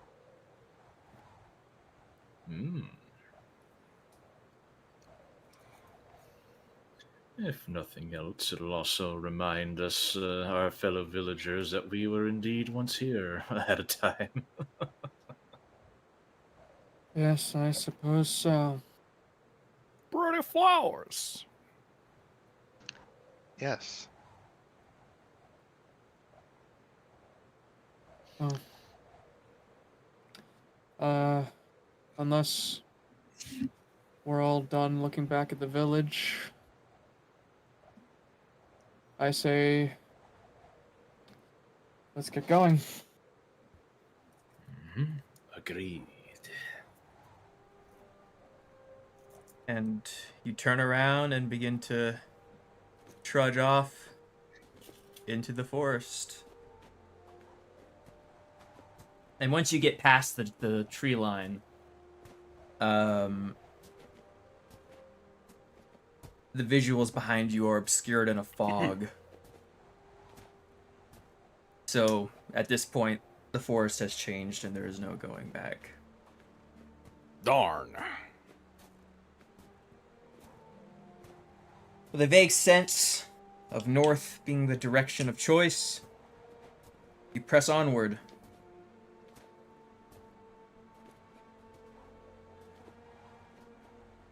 And you will walk for what seems like hours.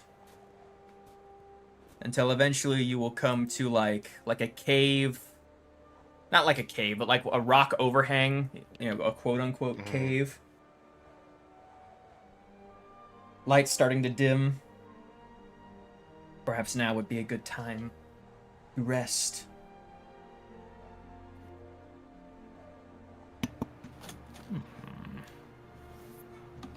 Seems as fine a place as any to perhaps rest for the time being. Before we go to sleep, or before we rest, more like, I want to cast Speak with Plants. Sure. Or around the trees. Around.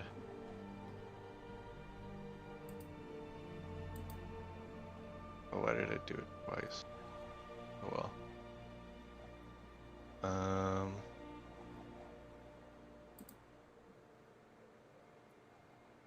You wish to speak to one of the trees nearby? Yeah. I'll go and sit with them. I guess I'll turn to everybody else. And does anyone have any questions for the trees? For the trees.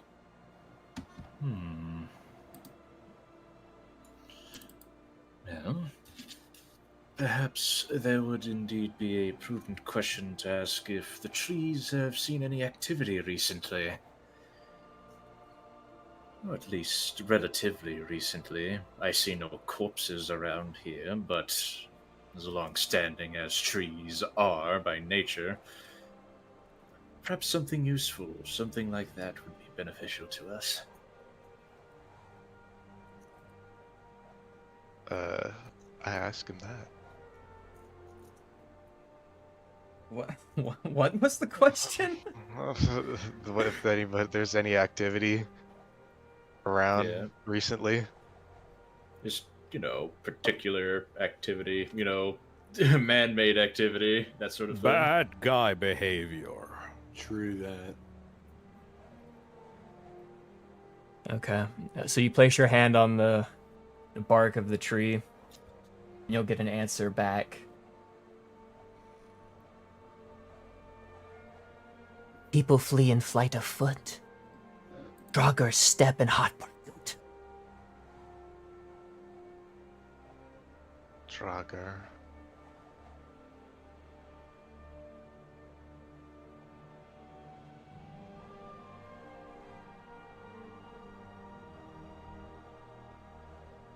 Uh, uh,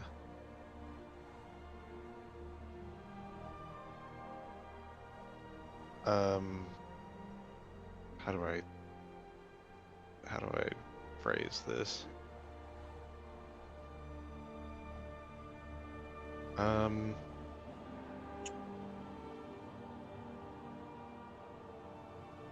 Trying to figure out how to phrase like what like I don't know. Never mind. Anybody else got any questions? Maybe some direction if they could know of the giant's last known location, or if we're headed in the right way. Yeah, do you know of any giants? Yeah, where the fuck's the objective? Where's my yellow paint? Where's the yellow paint? I'm looking for shit. Where's my shit? We don't have a GPS. We don't have the positioning system for the forest, bro. You seek the last of the Jotun. They stake their claim to the north. Continue forward until the tree line.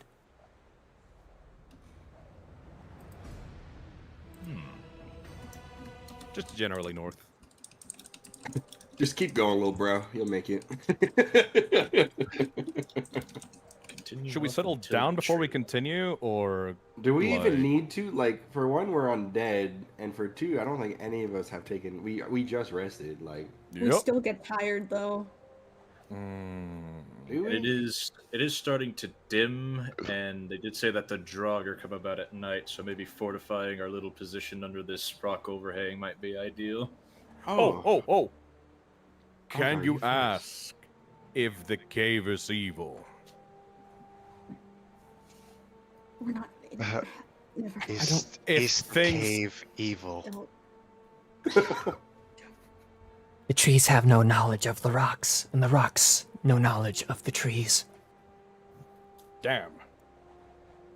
Basically, the tree said, "What the fuck are you talking about?" It's a really rocky relationship. Hey yo. That was funny. Let us take a rest, friends. I'll, Keep your voice down, at least for a couple of hours. I'm sure you can manage that. I'll, The rest of you rest, at least for a little while. I'll make sure to keep a lookout for these Draugr, and I'll get up from my little spot and go over to one of the nearby trees to just sort of lean on it and what's the word I'm looking for? Observe the surrounding area to make sure nothing comes towards us. To witness the beauty of nature. I love nature. Should we maybe? I think somebody mentioned fortifications. Gargar appreciates the protection, friend. Thank you. It's a reasonable place. We have the rocks to our back, and a clearing outside around us. I'm not certain how good fortifications would be in the truest sense, but, you know, eyes forward and ears perked. Well, if that's the case, there might be one thing I could do to help. It's gonna take a little time, though. And he'll start, like, kind of, like, feeling his surrounding a bit, kind of, like, getting an idea of where the rock wall is, what's the perimeter, where we're all hanging out. And he'll kind of just start like kind of tracing his feet, almost trying to like visualize where he wants to set this place up in his head, kind of dragging his feet in the snow. And for 10 minutes, he'll kind of just do this, murmuring to himself as I cast Private Sanctum. Which it's not foolproof, but it gives us 100 feet, 100-foot cube, where sound cannot pass through the barrier, so we can be as loud as we need to, aka it's Gargar proof. It appears dark and foggy, preventing vision or dark vision from going through, so it's unnoticeable from the outside. Divination spells can't pass through. Creatures in the area us cannot be targeted by the divination spells. Nothing can teleport inside, and planar travel is also blocked in the area, and it lasts 24 hours. So Nice. unless something is stupid enough Hell to yeah. just wander in here and get jumped, we are basically invisible. That's really useful. That is I thought really, so too. really useful for the forest. That's great. Oh, would you look at that? Hoda, you are quite the proficient caster. He'll finish his chant and he'll raise his arms up to the sky and he'll go, and the little magical field will surround us. Gargar will imitate him. We should I'm be good. going to thank the tree, and I'll plant the Loki's thumb I got at his feet, or their feet, whatever the gender of this tree is.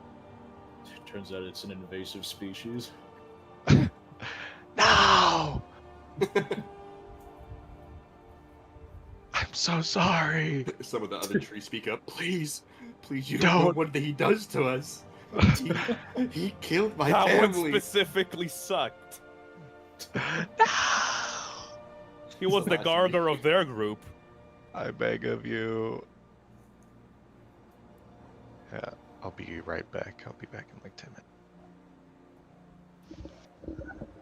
Gargar will try to make himself comfortable inside of the cave. All right, we batten down for the night. You guys have bedrolls and stuff. You got that from the Adventurers Guild. Yep. I got the one in my inventory. So Like a big one. you guys will like make your setup, and since you're obscured, you can start a fire. It doesn't really, not like anybody's gonna notice. Hey, Hey. Gargar has cards and dice. Does anybody want to play? oh, do you now? I wouldn't mind playing a game of cards. Yes! I take out my little set. I'd like to play, but I was never very good at cards specifically. Maybe I'll just sit and join you guys by the fire. We got a little trio group trying to play cards. I have Garg- all of my cards like facing outwards towards you guys so you can see it. Shit. Gargar's just- trying to teach him by like showing him the cards like really up close. Ursus, I'm would still you like to silently join us? observing everyone from afar. And Gargar does a thumbs up towards the lady trying to protect us. Thank you. and when I'm given the invitation, I kind of just shrug as, sure, why not? Yes! Might be nice to loosen up a little bit. You could have some of my cards, Ursus. Yes, I think.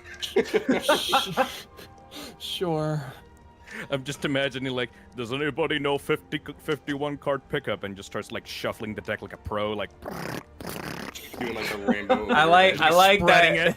I like that Gargar does not have a full deck of cards. He's missing one. He doesn't have 52. He has 51 cards.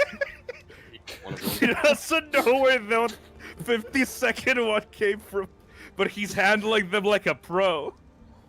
I lost the 3 of clubs. Do not ask where it went. I have searched high and low. Cannot find it. It's definitely not in my belly. Besides, I think a good game of cards is a good opportunity to get to know each other a little better. We hardly know anything, honestly.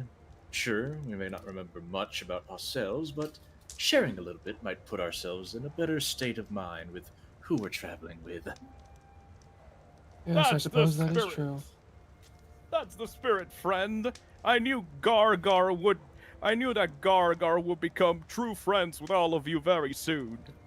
Thank you, thank you. Indeed. It's a clever time.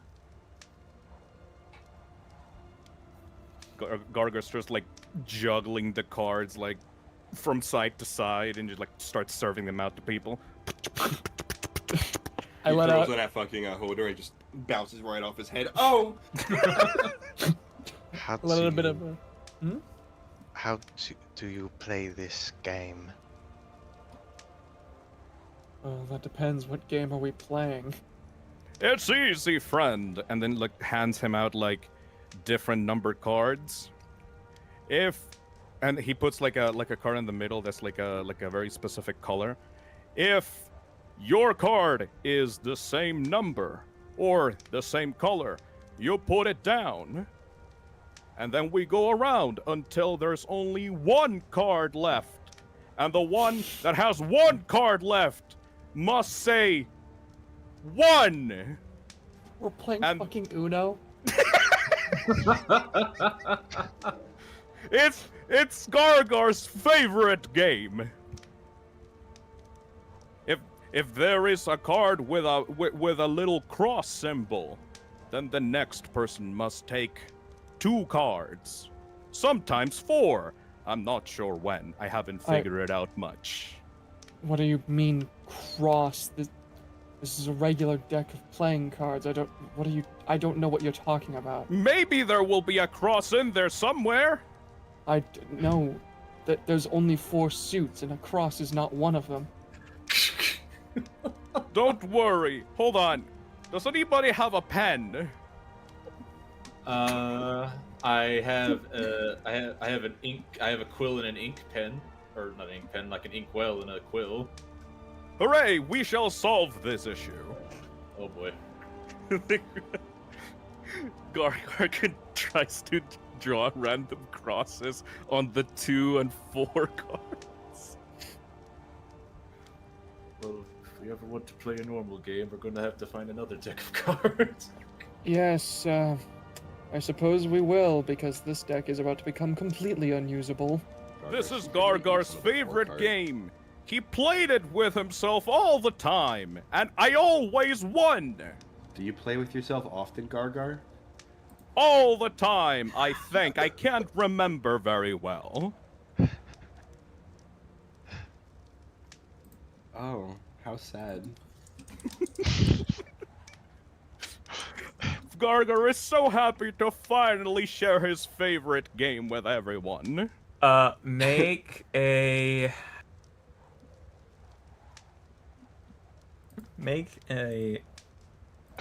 intelligence check, Yeah. Gargar. Yeah. Saving throw. Oh. Saving throw. No, it's a check. It's Okay. not a saving throw. Normal. It might as well be a saving throw. Oh my. So you Yeah. take the quill and the ink and you fucking just destroy this deck of cards. -2. -2. You have a 6 in intelligence. So you basically just take your pen and ink and you just fucking just deface all the cards, just drawing random symbols on them. This deck is now completely unusable by any normal human being. So, is this part of the game, or did we just I watch drew a Gargar? birdie on this one. I thought you were trying to draw Oh. crosses. Oh. I do like this bird, Gaga. It's very. Your artistic abilities are superb. Thank you, friend. You can have it. It's your card. Yeah. Well, if you want to draw, I looked through my possessions. I do actually have parchment and little bits of book that I think might be sufficient. Oh. With this, we shall draw the 52nd card. What is the 50s? Sounds powerful. 50-second card. Whichever one you most want, friend. Oh, inspiring. Try to grab like the parchment, like make a little rectangle. Maybe this one should be a pick up 4 card.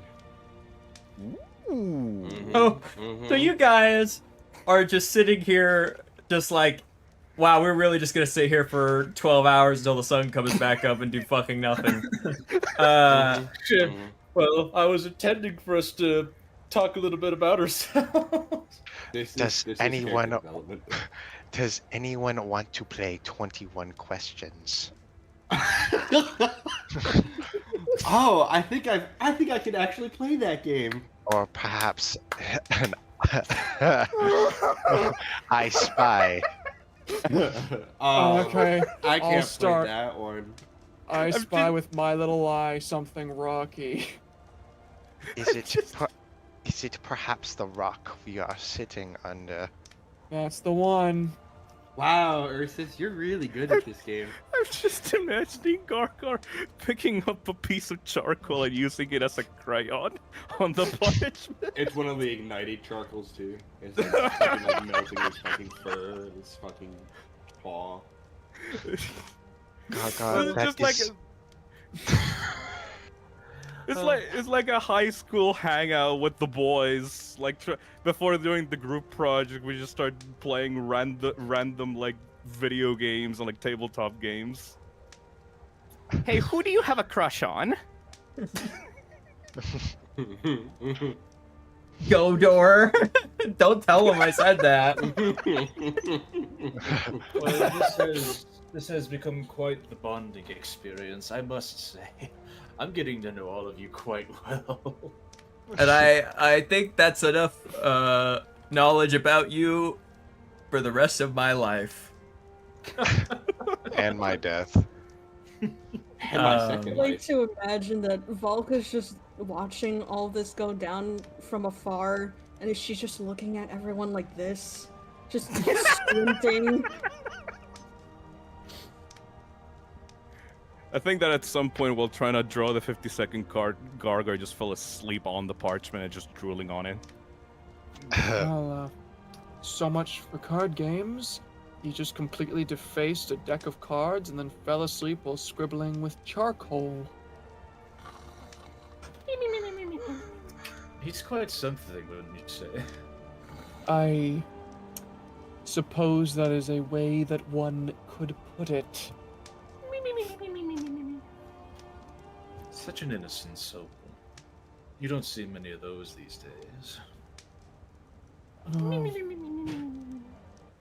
I suppose not.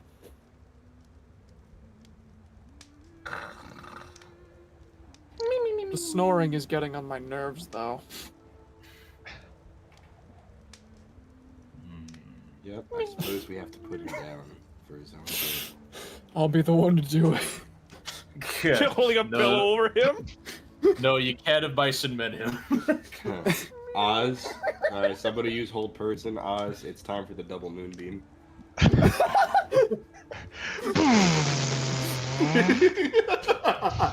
Well, I intended this to be a nice bonding thing.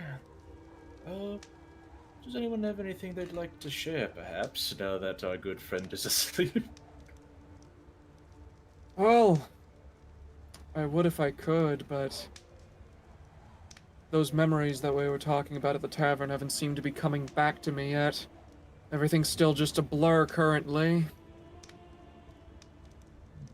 I wish there was more to tell, but so far I'm just as confused about myself as I am the rest of you. Oh, perhaps we could make some inferences. Like, I for one believe I may have been someone of a holy background, or religious even. Maybe even Really? just spiritual. Well, I mean, I woke up in these robes, and I just have this innate knowledge of all of these runes and spellcasting without ever remember how I even learned or trained for them, or who I was. And you, for example, you must have been some renowned fighter. I mean, to do that much damage to those Cyclops with just your bare hands? Surely you were formidable in your previous life. Your bare hands. Bare hands. Aha, aha, aha, aha, aha. I throw myself in the fire. Perhaps I was. Although, I don't much like the thought of fighting. The only reason I fought back there against those Cyclops was because my hand was forced. And even then, I didn't much like being brutally maimed like I was. No, I think we can all agree on that. I don't think being a fighter suits me. Perhaps you were more stalwart, a defender. A guardian. Yes. And what about you, Sigvald? I Oh, understand surely that- he worked in public service. He's so helpful and kind to the disabled. Surely he was a Oh. very nice person in his previous life. Oh, yes, the public service worker who was reborn as a wolf. Surely. Surely you have an interesting story to tell. Well, while I lack memories, I think I can surmise that at the very least, perhaps some of our natural inclinations are indicative of who we were. I have a great love for battle. Not for pain, mind you. By the way, I do need to mention, I remember when you called me a sadist, that was awfully presumptuous. Look, I won't deny the fact that I might have been a little bit, hostile And when we judgy. first began interacting. Forgive me for that. I simply was on high alert. Yes, All these surroundings are new to me. I understand. And I bear no ill will to you, my friend. But I cannot deny, there is something about combat that thrills my heart. Not so much the pain that comes with it as would a sadist, but rather perhaps the joy of a good hunt with compatriots. Maybe you were a hunter. Or you provided Perhaps. game to a village or a family or something. But I will also be very forthcoming and honest. That shadowy figure who visited us in our inn room. Something about the mention of the name Fenrir stirred something in me. Really? Kind of looks down at his claws for a moment, opening and grasping his hand. I don't entirely know what this connection is, but the name definitely aroused some sort of feeling from within. Well, if you felt something spiritual connected to Fenrir, your appearance is nothing but subtle to any connections to him. I was going to say the same thing. Maybe you served Fenrir in some way. Maybe you too have a religious background. Perhaps. Perhaps it does contribute to my love of battle. The great monster wolf. His face kind of goes neutral for a moment as he kind of thinks. Then he just kind of resumes a smile. Oh well, only time will tell. And Oz, I think you mentioned you may have remembered something earlier. It wasn't much. Only feelings. Let's see. And I am still questioning them. And your appearance, I have been told, because I can't see, and I definitely didn't say this without thinking about my character, is most interesting compared to the rest of us.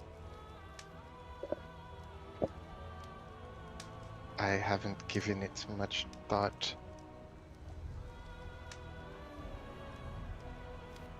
I can't speak for myself. I'm not sure of its meaning. You do strike me as a very clever fellow. You know your way around nature quite well. Perhaps you were indeed an herbalist of your own sorts, in tune with nature, maybe even a shaman. There's something unsettling about. I have some sort of affinity for life, but there's something, as I said, unsettling about it. I almost respect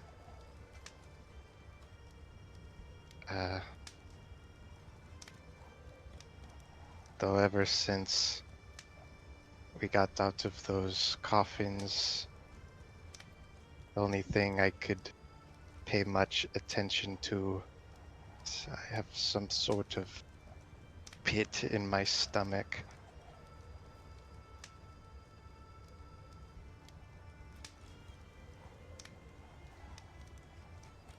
It's,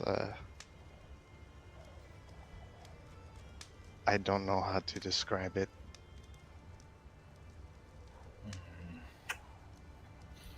A hunger almost. Really?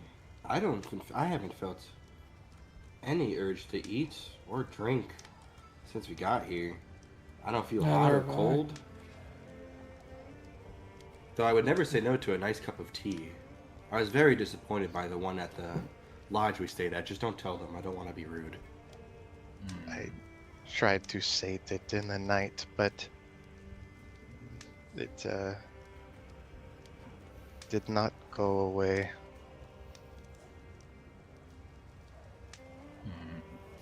Perhaps in time we will uncover these feelings a bit more clearly. I say there's a great deal of digging still to be had. If the Goblin Woman's words were true, then in time, things should come back to us, perhaps. Hey, where's Vulcan? Oh, I do believe she was keeping watch. Kind of look back. She kind of where she was last. He has not moved. Oh, Vulcan! Hello! Come join us. Volka mutters to Volka? herself, and she's like, "He's saying my name wrong." Come here, my dear comrade Vulcan. It's You guys can Valka. say that. You guys can say Oh. that Gargar is asleep, so he won't bother her anymore. Yes, what he said. A good She friend. she sort of looks over her head and calls back, "What is it?" Come join us. Agreed. Your thoughts are just as important as anyone else's here, if you wouldn't mind. Oda has provided a substantial amount of protection for our current lodgings.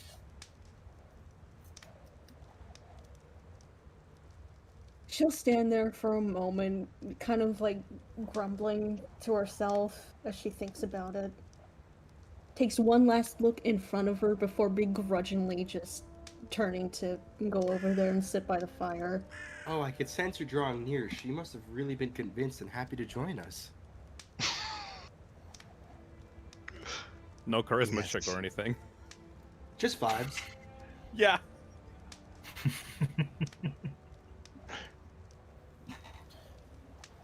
Well, Miss Volka, what do you think about everything so far? Have you, perchance, recovered any feelings about yourself? Same as the rest of you, save for Oz. I don't exactly remember anything from my past life. Nothing has really struck up. Do you have any predictions? That's what we were just talking about. Meaning, Any educated guesses? Your appearance, your abilities, your nature. These are all clues to who we were in our previous life. can't exactly say I'm too thrilled to be saddled with a demonic-looking appearance. Oh, you're demonic? Oh, you can go back over there now. Oh no. Damn! What the fuck? You dislike how you look. The implications of such an appearance aren't exactly pleasant. I can say the same for my own form.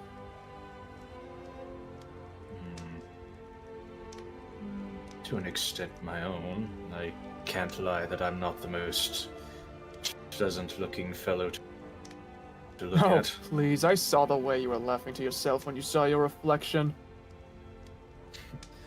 Do you think I look nice? I wasn't saying that. You can be Would I honest. have my Gucci's on?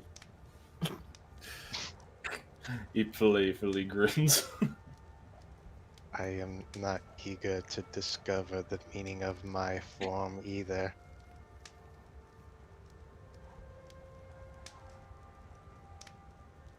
Yeah. Yours is probably the most mysterious, Oz. You're All ugly of as us fuck. seem to have some type of creature, or in Volka's case, demonic type of nature. Why did you... Why did you... Why'd you say it like Never, that? Say like never what? mind. One thing I can say for certain is that being surrounded by... How would I put this? Furries. Fuzzies. you want them fuzzies?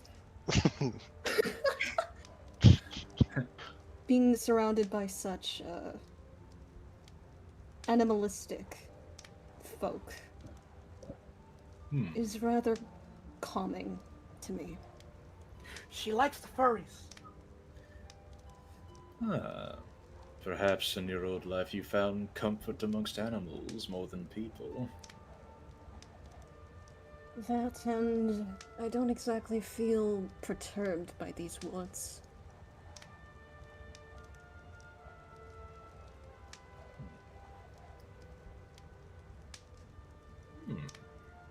Well, that's all I can really gather.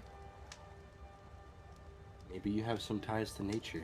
Maybe your appearance is somehow a reflection of your beastly personality, your wild self.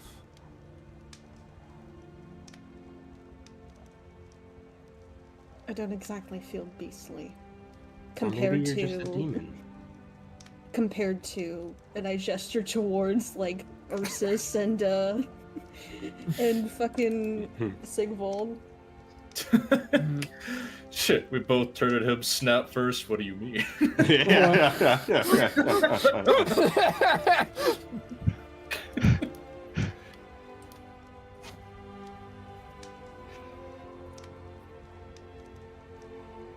Well, this has been lovely. I'm gonna go to bed now. Yes, Fair enough. this... If it's all right with you, I'm going back to where I was before. And I stand up and go back towards the little area I was in. Yes, I will admit. I was a bit, hesitant to try and get along with everyone at first, but I won't lie, this was pleasant. Indeed. A clever time. Getting to know one another like this is...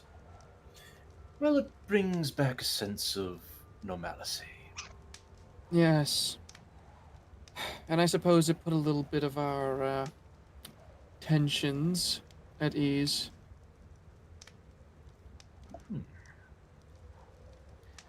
Then I hope in the near future we have more such occasions. For now, though, I think some rest is well earned. Yes, I could not agree more. You all hunker down. Try to close your eyes when you can. Try to drift off sleep. And you're awoken in the middle of the night by a clap of thunder and the screams of a woman in the forest.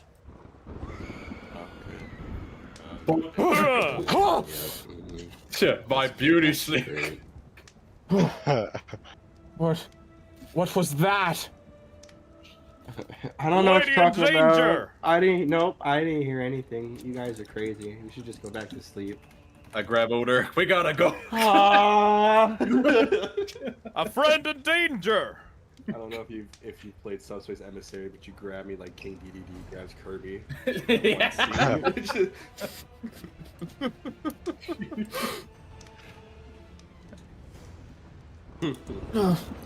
Is someone else out in the forest with us? And as you guys like shoot up, a crow will land in your little bubble, and it'll kind of like look at you funny, and like look off towards deeper into the forest, and it'll fly off in a direction. The Burby tells us where to go. Come on, friends. Let's go. Let's rescue friends. And Gargar just starts bolting towards the bird. I have a terrible feeling about this. Best to investigate it post-haste, even if it's nothing for us to get involved in. It could be bringing Draugr closer to us. You're right. All right. And I'll get up and I'll run after Gargar. Shit, I Matt drag knows Oder how to spring me into action so well. All right, so you guys start making your way, sprinting through the forest, and the crow will like lead you to a clearing that like overlooks a kind of like a cliff. As you guys run up onto the cliff, you can see that there is a female down below, surrounded by 8 Draugr closing in on her. Oh, goodness. female detective. Friend! Friend needs rescue! And let us transfer to our gameplay screen. Wow. Yeah! Oh shit, this looks Gaming, nice. gaming. Oh, actually, yeah, alright. Would you care to describe the appearance of this character, Eve? Yes, I may. Now, this character, the upper half of her torso, upper half of her body, is a girl. The lower half is centauric. She's half snow deer. She's got strawberry blonde hair with 2 twin braids running down her shoulders. She's got very beady blue eyes, long lashes, and currently she's terrified out of her mind. She's cornered. She's kicking up dirt and snow, thumping her hooves against the floor like a scared rabbit.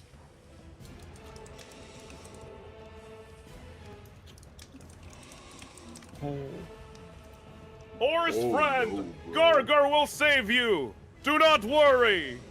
All the Dwargar turn around and Gargar and they go, "Ah!" and they charge. Can we're on a cliffside or something. Can Gargar just like jump down? Hero landing. The distance, so there is like, if you look down here, there is like a way down. Mm-hmm. But this cliff face that you guys are on are probably like 30 feet high. Hold on just a minute. What? That's big! Wait. That's not that big. 30 feet is 3 stories. Can Gargar like climb down on the front, like the cliff side of it? Do you have a climbing jump down. speed? Oh, I got an idea. Gargar, do you think you could like throw me right there with that woman? Hey, yo. Oh, totally Gargar can do that! Gargar, throw me at the women like a projectile so I can knock her out and then be crippled myself. Gargar can totally throw. Let's go. Don't do that. We're supposed to be helping. Gargar, do you think you could use fucking banishment on the woman? Like, I specify throw me right next to her. All right. Roll for strength. All right. Athletics, actually, athletics. That works for me.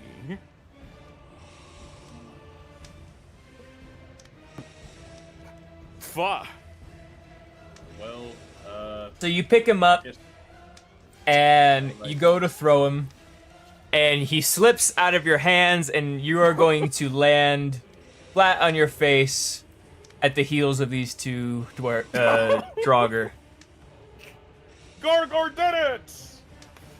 And then 30 feet of fall damage, which I believe is 5 per foot. No. Oh, fuck. What is it again? I believe it's 1d6. I believe it's 1d6 per 10 feet. 1d6 per 10 feet. So let's roll that 3d6 of damage. May I attempt an acrobatics roll to land on my feet for a chance? You may make a dexterity saving throw. Dexterity saving throw, alright. That's the same 1d6 dice, every that's 10 fine. feet. You're right. Gotta love the God of War like music as well. Oh. Hey! Okay, Hey! I'll reduce it to only 1d6 of fall damage, because even if you land on your feet, 30 feet of fall is gonna hurt your fucking ankles, bro. Fortune favors the bold. Okay, you're only gonna take 3 force damage. Alright. Hey. I land spectacularly. I look up towards our scared woman. We are here to help. Gargar looks at the landing and goes like, "Oh, that's not bad. That doesn't look like it hurts," and jumps down with him. Make a dexterity saving throw. Dude, I love to think, by the way, that Sigvald, like, if he landed on his face, it would have been like that one Spider-Man game clip where it's like he swings and falls on his face and I'm going to die! Oh my god, that's so accurate. Oh, my back. What? So a wolf dropping out of the fucking cliff, just full on face plant, like, I'm going to die! I'm going to die! There we go. I accidentally did that with advantage. I'm sorry. Okay, so I will also only give you 1d6 of force damage. Oh, you took minimum. You took 1 damage. Do you like super? 1 damage. You like Iron Man land on that shit? Now, while these guys are doing whatever they're doing, I'm gonna use my monk feature acrobatic movement, which allows me to move along vertical surface without falling or taking any fall damage. Okay, Naruto. That's badass. Hey, I feel pretty good. Considering that I saved face by landing on my feet, I feel pretty good. I'm just imagining like you try to do a superhero landing, but it hurts, but you just like try to go like, "Yep, I'm so cool. Yep." I'm so good. I'm so good. Like painfully breathing through the teeth. Okay, how are the remaining 3 of you going to get down there? Well, you can dig. Go You down can there? dig down there if you want to. Us? Go down there? Do you see what's going on down? There's 8 of them. You don't That's know crazy. that. You don't know that. You're blind. Oh fuck! I better go down there immediately. you don't know how many people are down there. I was actually. Does she looking just for, like, walk off the for, cliff? Like, burrow speed. Oh, there it is. It's 35 feet. So yeah, I can burrow down there. Which I of course will do. I will burrow to the. Actually. Yeah. Well, why would I even want to go down there? I have spells. That's true. Fuck it. I'll go down there. I said I would. I'll go down there and I'll move like 5 feet, so I'm like right next to Gargar here, I guess, because I have 35 feet to burrow. And you know what? I'm staying underground. Okay, coward. Tactical. It's I don't tactical. want to go up there. Alright, I'll so be you're 5 underground, feet. so I'm gonna like Only 5 feet underground though, because that's my burrow speed. make you I'll put like a symbol on you. You Draugr perhaps be interested in buying an extended warranty. There you go. We'll go with that symbol. Ooh, That means you're underground. that means I'm underground. Okay. Anybody else trying to go down there? Are you trying to break my legs? All right. Well, Oh, hell no. with all the noise, the Draugr will all turn to look at you, and it is time to roll for initiative. Yes! Oh boy! So, since there are so many, I'm taking a page out of my buddy Zach's book here, and all the Draugr are going to move on the same turn. So they will share an initiative. Alrighty.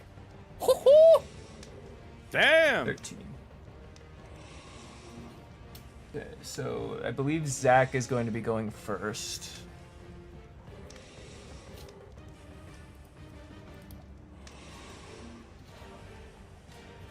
Where's my turn? There we are. Oh shit. Clear the turn order. Oh, shit.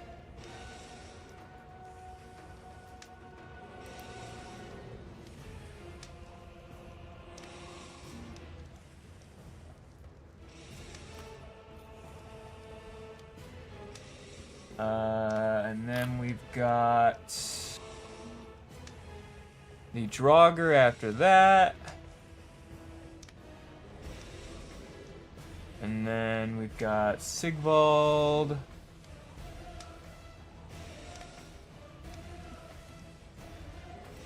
And then we've got a Bugbear. And then what is Valka's initiative? Let's see. That's an 8. Wow. Oh. Very reluctant to fight. Oh, what the fuck? That's an 8. That's an 8. Yeah. Okay, so you will be going last. But who will not be going last is the person who's going first, which is Ursus Frostclaw. Okay, so let's see here. All right, so I get in there and I start stunning. Yeah! So I'm gonna try and do. I'm gonna use my first attack to try and stunning strike the Draugr to my left.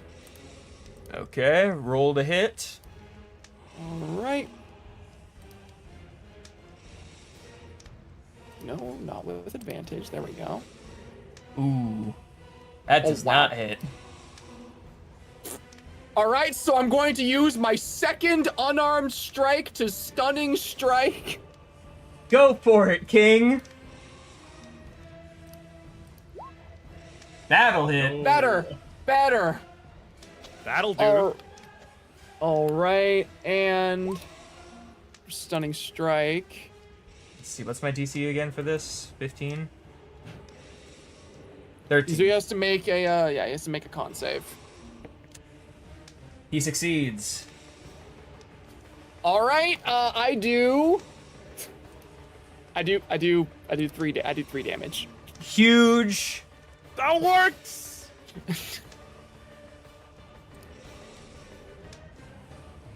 And that'll be my turn. Okay. Oh boy! It is now the Draugr's turn. Let's see how many of them get to move. Maximum of 8 attacks, minimum of 1. Shit, that's 7 of them. Okay, so they will all be using their. Let's see, they're armed with something. What was it again? They have battle axes. X. Alright, so Ursus, the 2 that are nearby turn and they look in your direction. And their jaws will unhinge. And like this frosty breath will kind of like come out and they'll go to attack you. I can take it. So 2 battle axe swings, let's see. Wow. Okay, so the first one misses. And then the second one plunges its axe into its buddy's fucking neck. What? It just misses completely. Bear hide too thick.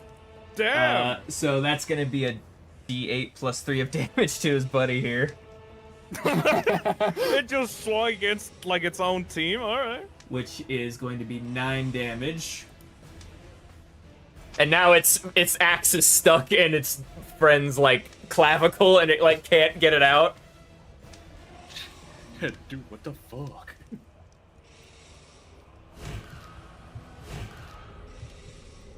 The next 4, one is going to attack Sigvald. Yo. Where'd my d20 go? Alright, that'll hit. We got 1 hit, folks, on the board. Alright. This one's two-handing his battle axe. Gonna be 6 plus 4, so that's 10 damage from this one. Ouch. This one is going to move. Let's see, where's my ruler? It's within range. That one's going to attack Gargar. Oh boy, here we go. Okay, he's gonna swing, and he is going to... I cannot believe this. Hmm? He goes to swing, and on the backswing, he lets go of the axe, and it goes flying into the woods. Yeah! So this one is now unarmed. Looks at his hand. Oh. That wasn't supposed to happen. Does that give it disadvantage? No, it just means that it's only going to be doing a d4 of damage from now on. That works.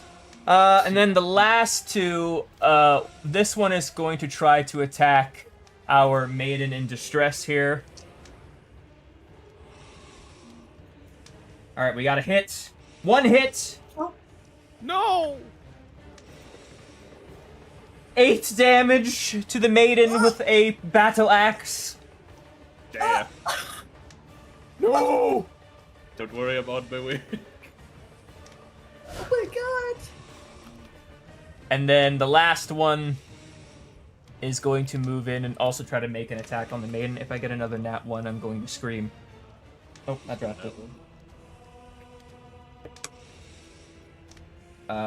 Is your AC... What is your AC, Eve? My AC is 12. Okay, so that one also hits. And that one is going to be 14 points of damage. Ouch. Hey, Oh, Eve, you also have a turn, before I forget. I do!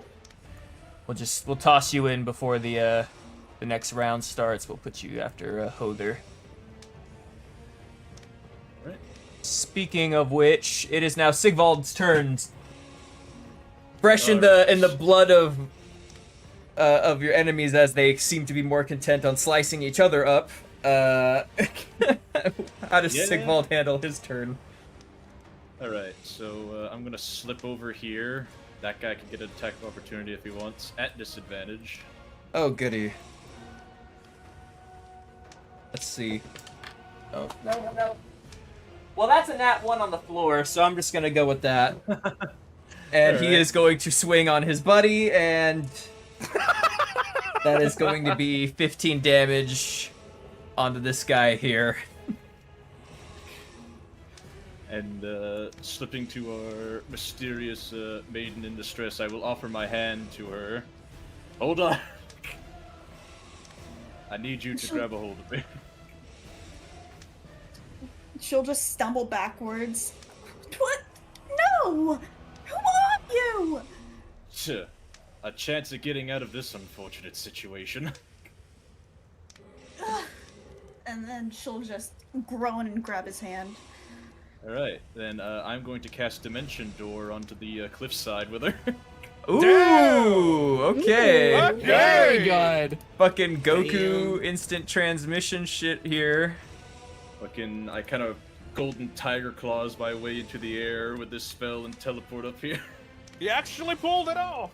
In a blink, Aye. she is whisked away up to the cliff, and the undead just kind of like look around like, ah. Yeah, much better, I would say. Excellent maneuver, I must say. That was smart. Thank you. Hell yeah! Well, it is just you guys and the undead now.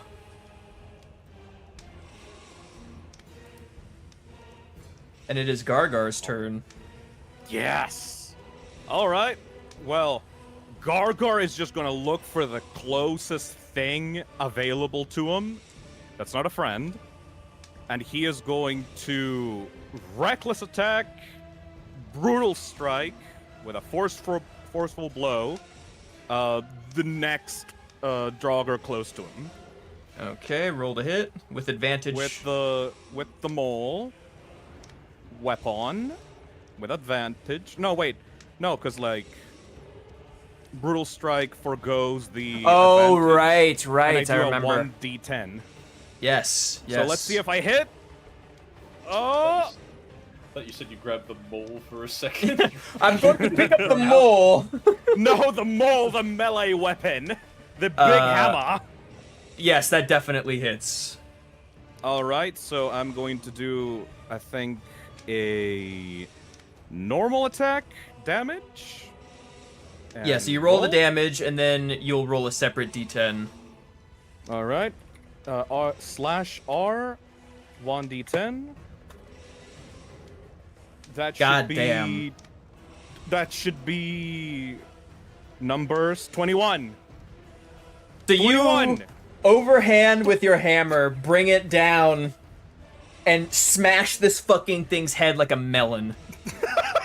Yes! And you hit so hard that you smash its head, and like your hammer kind of like almost sits in, like slightly underneath the neckline, like it dents his fucking like clavicle in, and it just like slumps to its knees and like drops forward. Does it do one of those like plushy squeak sounds like hitting something at like a whack-a-mole at a carnival? It sounds like if you took a rotten orange and threw it against a like a bathroom stall door. Just the most satisfying of squelches. Gargar just yells out, "Finally!" Finally. The Gar has come back to the arena! No context to that. Just like yells out at like everyone in the party can hear. Finally! Just starts laughing. Oh yeah. Yeah, like that. Can you smell what the Gar is cooking? I got you for 3 minutes. 3 minutes of time. And that ends Gargar's turn. I just delete someone. Let's continue rolling it out. There's nothing worse than a couple of undead men coming around to harass the unsuspecting innocent lives that just try to make their way through the forest. Yeah, nothing makes the Gar angrier than people that like to mess with the ladies. Yeah. It gets me mad, it gets me going. Witness me, brother. It just reminds me of when I showed Phil the fucking Randy Savage promos. It is Hother's turn now. Hother will burrow his way down, kind of feeling where all the combat's happening, and he'll stick his up and he go, "Oh my god, what's going? Is everything okay?" And then he'll be greeted with, "Ooh, you make me so mad, brother! Ooh!" And he'll hear this, and he'll tuck his head back in the hole and go back up the cliff. Fair enough. No part of that. I'll end my turn. Volka? Alright. I don't like that my bear buddy is all by himself, so I'm going to go... I don't care if it gives me damage, I'm jumping down the cliff over here. Make a dexterity saving throw. Okay. Dexterity saving throw. That's an 8. Ow. Yeah, you're gonna be taking the full 3d6 on that one, Chief. Wow, y'all are fucking getting lucky for me fucking with you the first session. That's only 4 damage. That's the karma. Yeah, boy. That's whatever. I don't care. You land in the snow with a satisfying thud, kicking up snow particles. Right, then I'm gonna... Let's see. Here... Oh, come on. Yeah, I can make it over there. And... Let's see. Been a while since I played Ranger, but...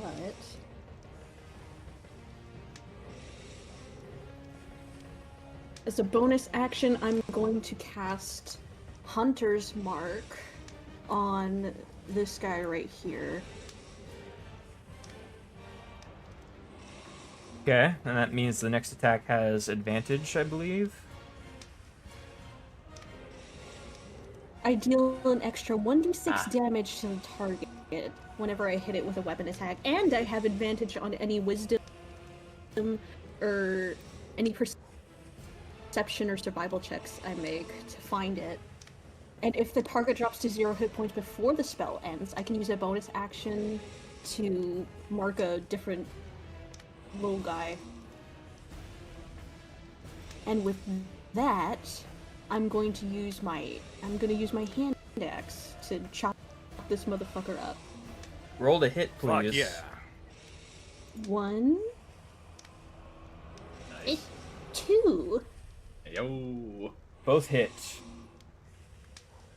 1, 2. Alright, and then roll that extra d6 of damage for each. Well, I guess just 2d6 is an easier way to put that. Alright.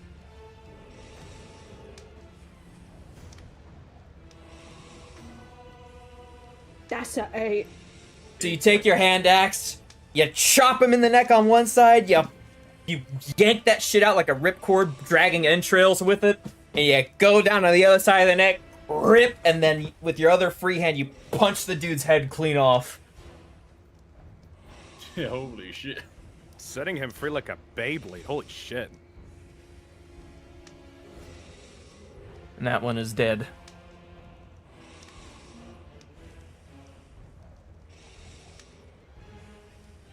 Oz. Anthony isn't here. Anthony isn't here. We're going straight to Gertrude then. Wait, shoot. How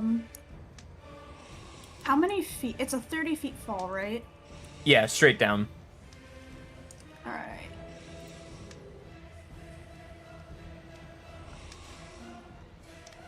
Let me...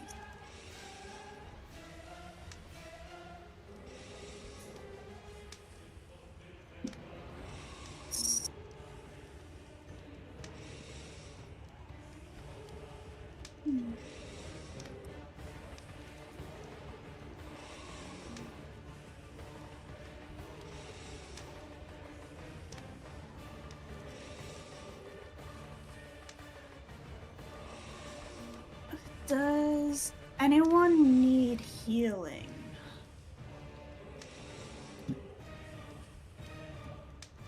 Sigvald is the one that got damaged the most, I think. No, wait. Yes. Not even. Yeah, but he like barely got damaged. I think we're all okay. Like I took Okay. like a point of damage. Yeah, I'm a little hurt, but not too bad. I got a single boo-boo on my finger. I got a scrape on my knee, and it really hurts. And Could you get me the Flintstone band-aid, please? I want the one with Bonnie. Alright, I'm going to use my action to cast Hypnotic Pattern at 3rd level. Okay. Interesting patterns, 30-foot cube. Pattern appears for a moment, vanishes. Each creature in the area you can see the pattern must succeed on a wisdom saving throw. Alright. That is every single one of the Draugr. as well as anybody down there is going to have to succeed. What is the DC? It's a big cube, actually. What's that it again? Fuck. It should be your spell save DC. Okay.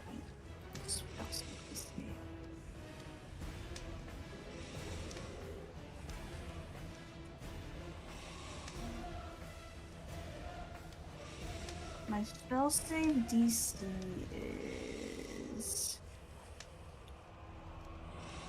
Okay, wait, where do I find it? What class are you? Bard. Bard's charisma, so that should be 1d10 plus charisma modifier, I believe? Or 10 plus charisma modifier?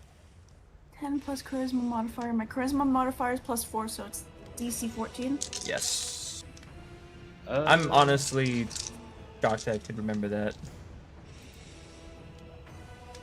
Also, if you want to find your spell save DC, it should be at the top of the spell window. Spell window. I sent a screenshot in VC chat. Okay, thanks. Yeah. So, none of my Draugr are good enough to succeed for this. Yeah.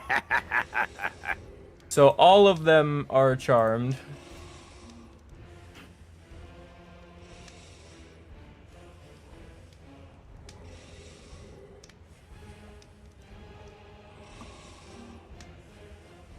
Charmed and incapacitated. And They're us three basically have to, pinatas. Us three have to do a wisdom save too, also, right? Yes. All right. Okay. Yo. Gargar That wise. works. Gargar wise. Gargar Hey. strong. Hey. Dang. So y'all make it out of that scot-free. Ooh, very nice skill.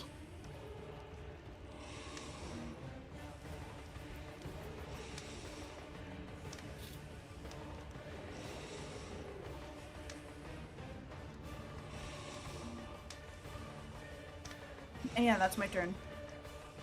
Huge. Very nice. Okay. Brings us back to Ursus. You see this magnificent, like, array of colors appear before you. And for a moment, you feel this, like, weird sensation come over you, and then all at once it's gone again. So... Okay, so they each have the incapacitated condition. Yeah, and they're charmed. You could just leave. Pinata. You could just leave. So that's what I was wondering. If they're all incapacitated, we could just get out of here and we don't Yeah, need to have a continue whole fighting minute. these guys. Yeah, the duration's a minute, so like, you could just. I don't know how Gargar is getting back up. Not gonna lie, but like, you two should be fine. I mean, no, look, there's a path here. Oh, there was a path the whole time. I'm so. I dumb. told you guys that at the start, and you were like, We nah, were I'm told jumping. I'm We jumping. jumping. It's quicker. Yeah, we only have but so much It's movement. the only way, Well, guys. Throw me off the cliff. Like, well, yeah, I wanted to land next to her so I could dimension door as soon as possible out of there. so funny. That's so funny. Hold on, I'm quickly gonna grab a tissue. 1 second. It would be so funny if everyone retreats and you just go and like have a talk, like a character talk, with like the horse deer lady on the cave, and Gargar's just left alone battling the Draugr one by one. Gargar, You got this, Gargar! You got this, Gargar! Think of the experience. They're incapacitated, man. I think that means attacks against them are at advantage. Yeah, it's just a free pinata party, dude. I got a bay leaf in my curry. I mean, on the other hand, while we could just bail, there was a part of me thinking, well, that'd be like 8 less Draugr in the world harassing travelers.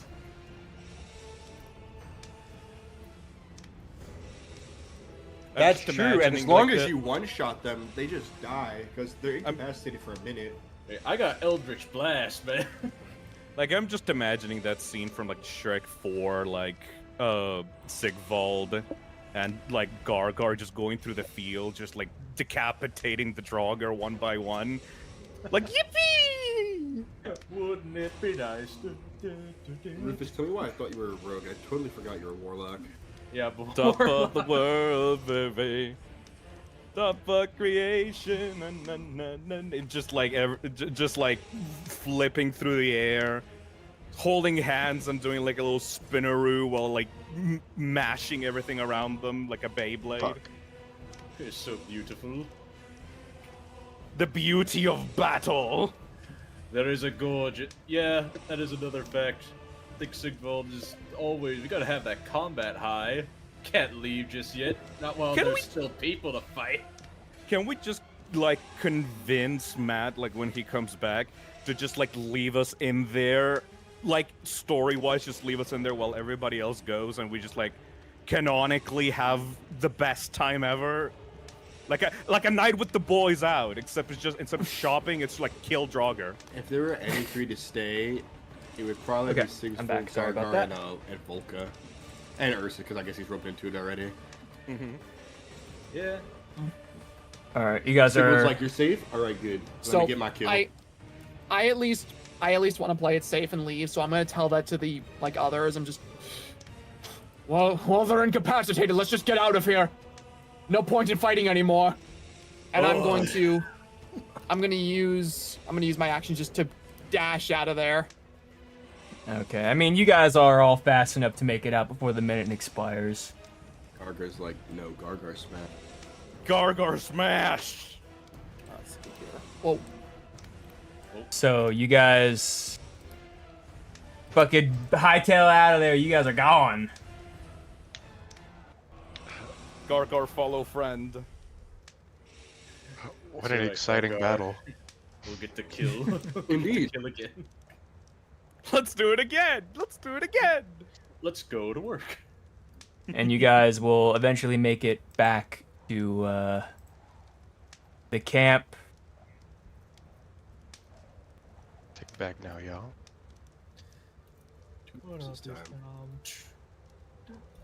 Crisscross. If we go back to the same area we were at, too, that spell is definitely still up. Yes. Hell yeah. You guys make it back to yeah. your little bubble.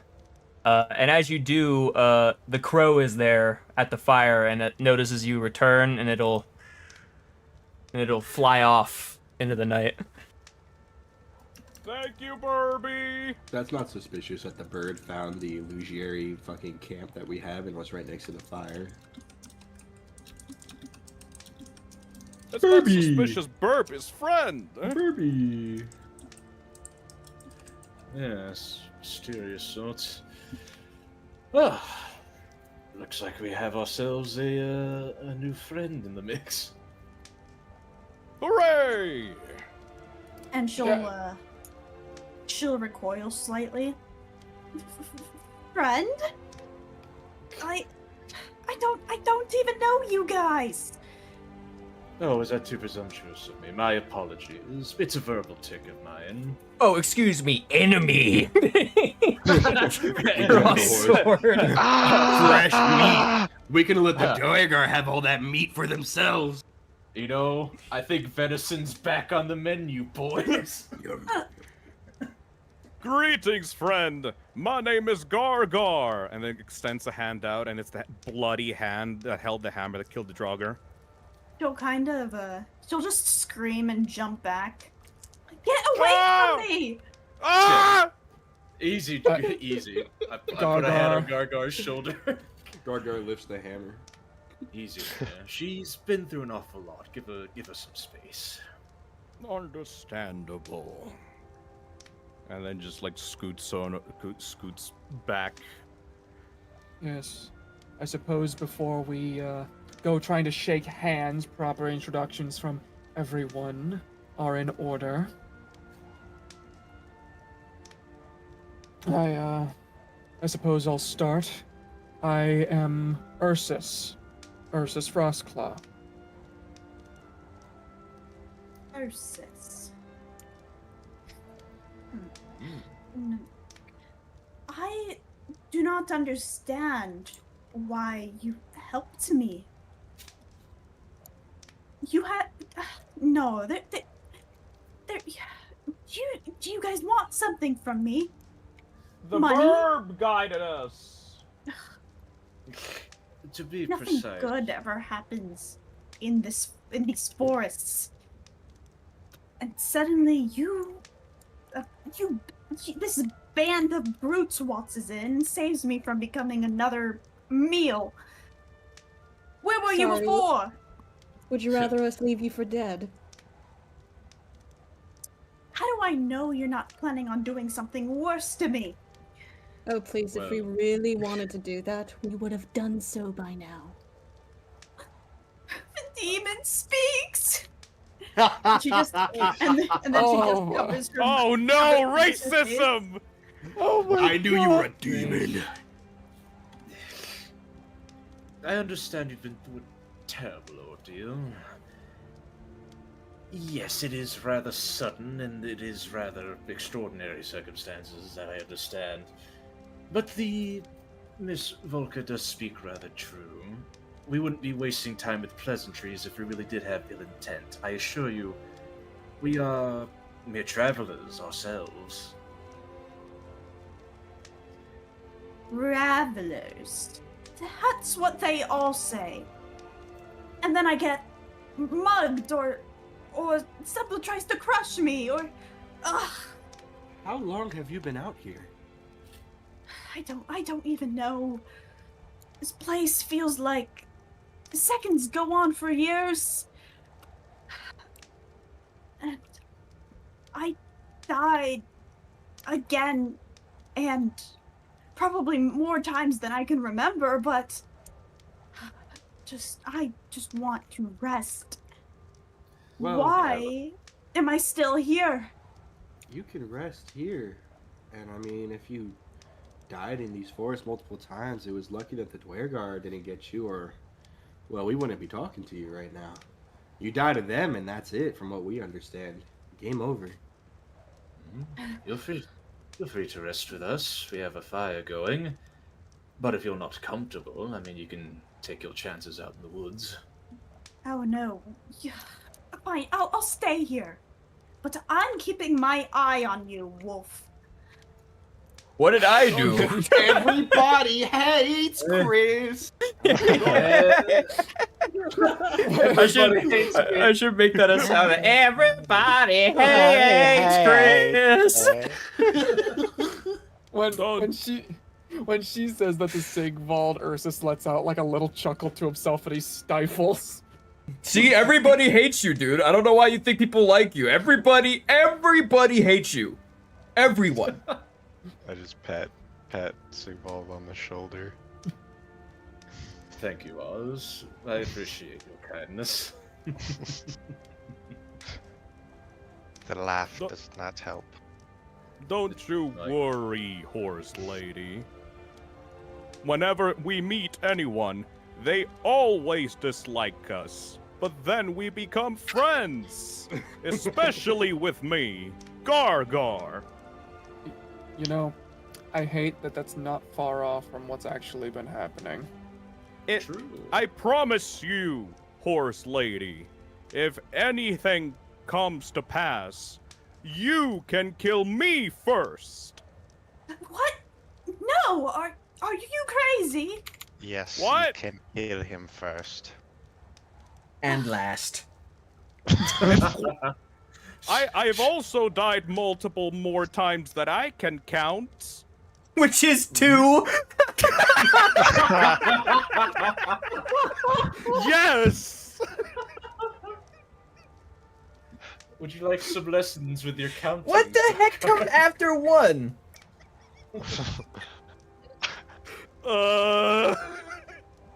She'll just sigh. She'll pout a little. Listen, I don't dislike you. You're all terrifying. Well, that's fair. I won't lie. That is quite fair. And you have 4 Everyone is legs. cute. Everyone is furry, except for Lady. And leper. Aw. And leper. And the other one. I haven't found any fur yet. Oh my god, wait! Oh. What if those undead followed us here? And she'll point at Oz. Oh my god. I believe I'm supposed to be offended by this. Was that a Oh, insult? no, you're not. You're not one of them. No, He is a he's good one. Of one. us. Don't put it like They that. are not good. Oz is a good lad. I have a skin condition. Don't worry. If you're uncomfortable, you can also kill him. It would be very easy. No killing. Oh, look at just look up at Gargar. It would be easier than Gargar at the very least. Why do you hate me, man? I'm quite hard to kill. Well, how about we give you some space and time to recuperate and gather your thoughts? Does that sound fair? Yes, Very well. I guess. We'll leave you to your devices. Help yourself to the fire. I don't. Thank you. Sigvald will bow politely.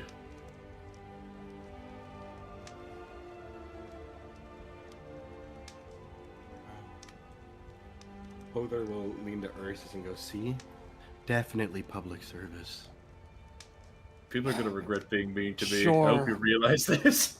He's the nicest soul I've ever met. He's just got a kind aura to him. I'm just imagining Gargar keeps a tally like on his head of like people that would be easiest to kill, and just puts the lady like on the list, like on third place. Who's number one? Obviously the leper. The leper, of course. Of course. Of course. I will remember that, Gargar. Oz will remember this. Oz You are will now remember. locked into the bad route. It's just Gargar is in his like Sherlock Holmes like mind palace, like categorizing the friends. And then Oz is just behind you, appears behind you.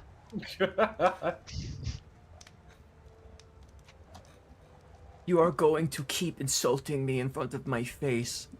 I am going to plant an explosive in your next ration. I'm going to turn you into sea moss. Gargar is just like blankly staring at the distance, like in his mind palace. He's doing like a tier list in his head. So All right. Will keep to himself. He'll go to like the cave wall, give the new friend some space. Can I ask a question? When Sigvald lays down to sleep, does he do that thing that dogs do where they like do circles first? Sure. He does in my mind. Just curious. He does like a little spin, and like while he spins, like the bell goes off like a little bit. The spell. Do a little spin, then I lay down ever so gently, like a big German shepherd. How can anyone be scared of us? We're like the cutest furries ever. You say blood-soaked foam in the corners of your mouth, your eyes looking in each direction. Pay no Like attention to my horrifying visage. Pupils slightly dilated from like the blood combat And rage. trembling. Alright, well, the group will lay down to get the remainder of their sleep. And in the morning, or as morning as it can get, the wind has died down, the campfire is out.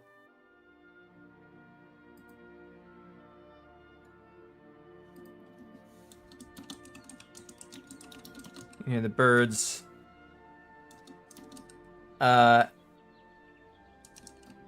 You can see out of the bubble, right? People just can't see in.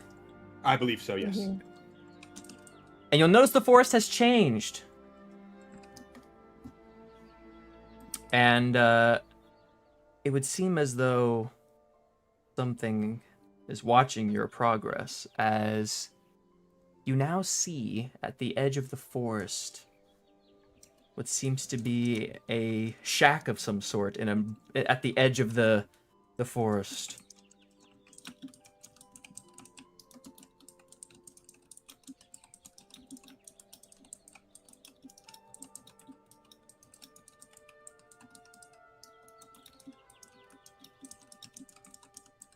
Perhaps this Oh my is God. the shack you've been looking for. It's the love shack. It's the shack we've been looking for, guys, I say with my eyes.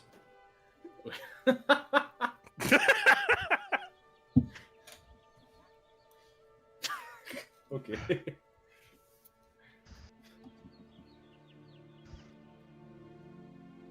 Do a little gander. Shack, you say? Yeah, it seems to be like almost like those icicle fishing huts, almost, where it's you can live in it, but like tin roof, tin walls, that type of thing. Rusted. Ah. Well, certainly weren't lying about the changes in the forests. It would seem that luck is on our side. Did it just pop up the next day? Well, yes, as you slept, the forest changed. Oh. The woods are different now. We are officially never going back to the village. Oh well. Yeah. Shall we go toward it, or shall we, like, talk to the new friend, or... Gargo, you should go introduce yourself again to the new friend. Yeah, I think we that's a could bad wait idea. I think that's a good idea, and you should do it. here. At this point, I'm wondering if she even stayed. Is Gertrude still there? She took our shit and left in the middle of the night. Man. No, Gargar just Snorlaxes on the entrance to make sure that everyone's blocked off from leaving.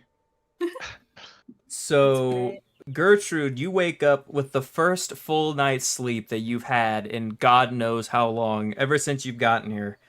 You feel rested, you're warm, and for the first time, you might even say you feel safe.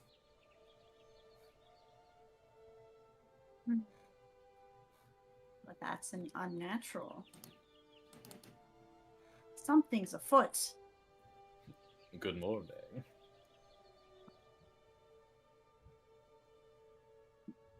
What do you mean something is afoot? Something on your mind? Is something on your foot? No. Do not worry yourself about my condition.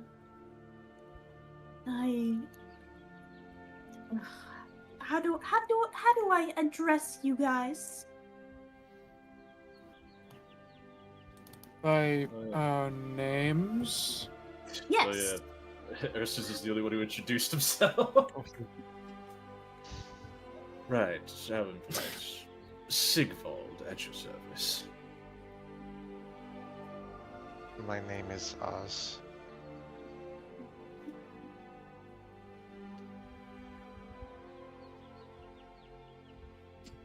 The Molly.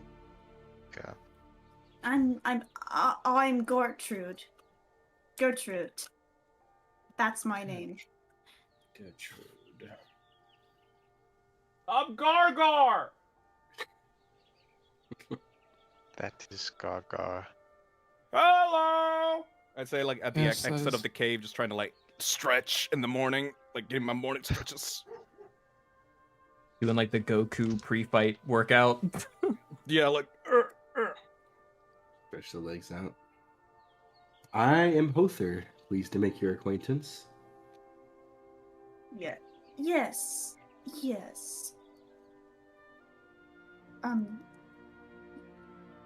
It's not often I see people who are friends. I mean, actually, I've never really seen people get along down here. Well, we're new, so give it some time. I'm trying really hard! We are all fresh cadavers, if you will, into this place, this afterlife. Fresh. Ah. Lucky you. But answer me truthfully. What business do you have in these woods?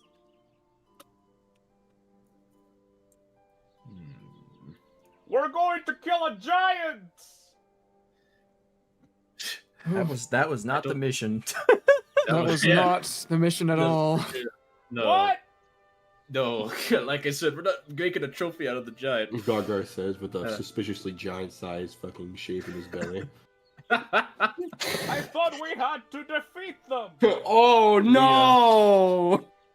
I suppose you could say what we're doing is undertaking a feat of a lifetime, or perhaps after death, rather.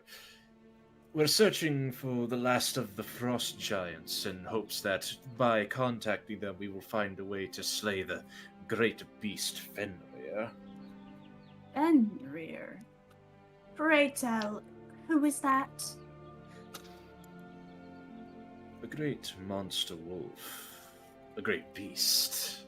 He's like him, but bigger! Yes. Oh. Don't want to imagine him, but bigger. Like very, very big! Nope, please stop.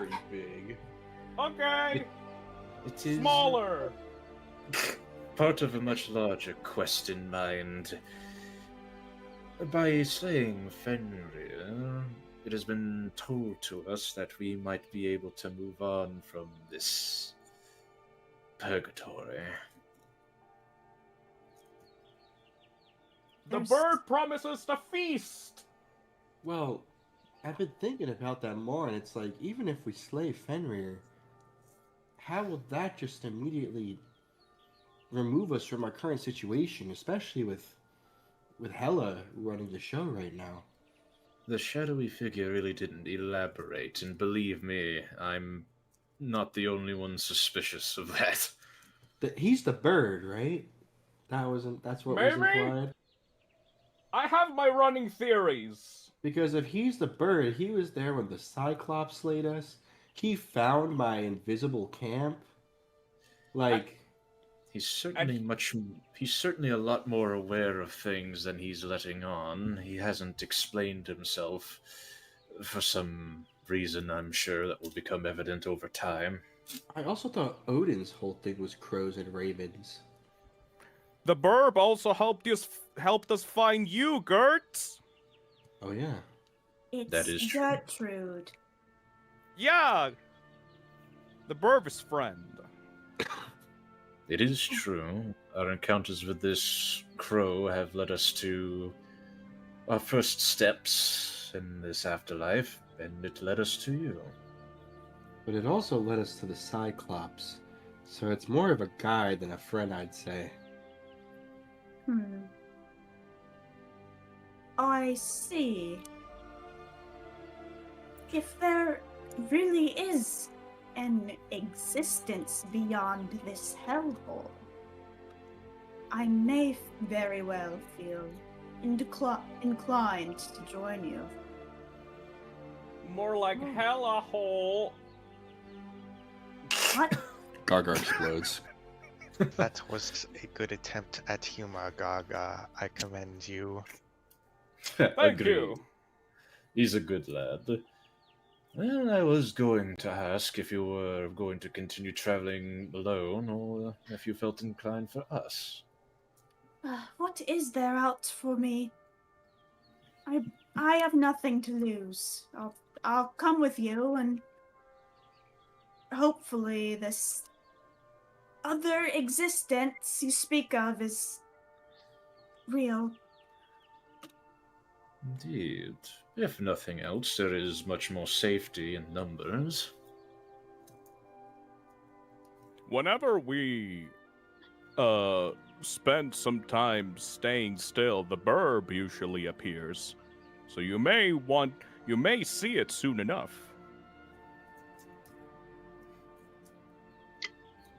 True. It is our friend Burb Guide. Maybe it will appear and guide us towards that. Points out, like, towards the little hut. Speaking of, I do believe that should be our next destination. The shack out there. I'm certainly not going to leave it alone. But no. It looks scary. It does. Well, we look scary. And yet you seem to be having a good time traveling with us. Deciding to, at the very least. It's called reluctance. Whatever. And she'll just clench her fists and she'll stomp her hooves for a moment. Fine, whatever. Just ignore me and my input. Doesn't matter anyways. Real team player, this one. Thank you, friend, for accepting our ideas. You're very kind. Your input is appreciated. We are just in a matter of needing to... We're working on very little here. So if something unique like the shack like there appears intriguing, that's why. Don't worry, Mrs. Gert. If anything comes to harm us, once again, I will die first. Or I will kill the things that harm us. You have my promise. For the second time, it's Gertrude. Yes. But don't kill yourself trying to say it. It's easy. Gertrude. Gertrude. Yes. Good enough. Yes. Good enough. Oh, how is everyone else feeling? I grunt in response. About the same. All right. And how are you, Volker? Volka, what do you think? All right. Okay. Cool. For a second, I thought that was Gargar. Ugh. There it goes. You all feeling good? Yeah. Yeah. Yeah. Gargar do be chilling. Very well. Now, I suppose Sigvald will kind of take the lead on investigating this shack. Yes. Gargar follows the Wolfman, for he is the leader. While we're walking, I'm looking at Ursus for quite a bit before I eventually speak up. Ursus, Yes. can I try something? That depends. What are you going to try? I don't say anything, but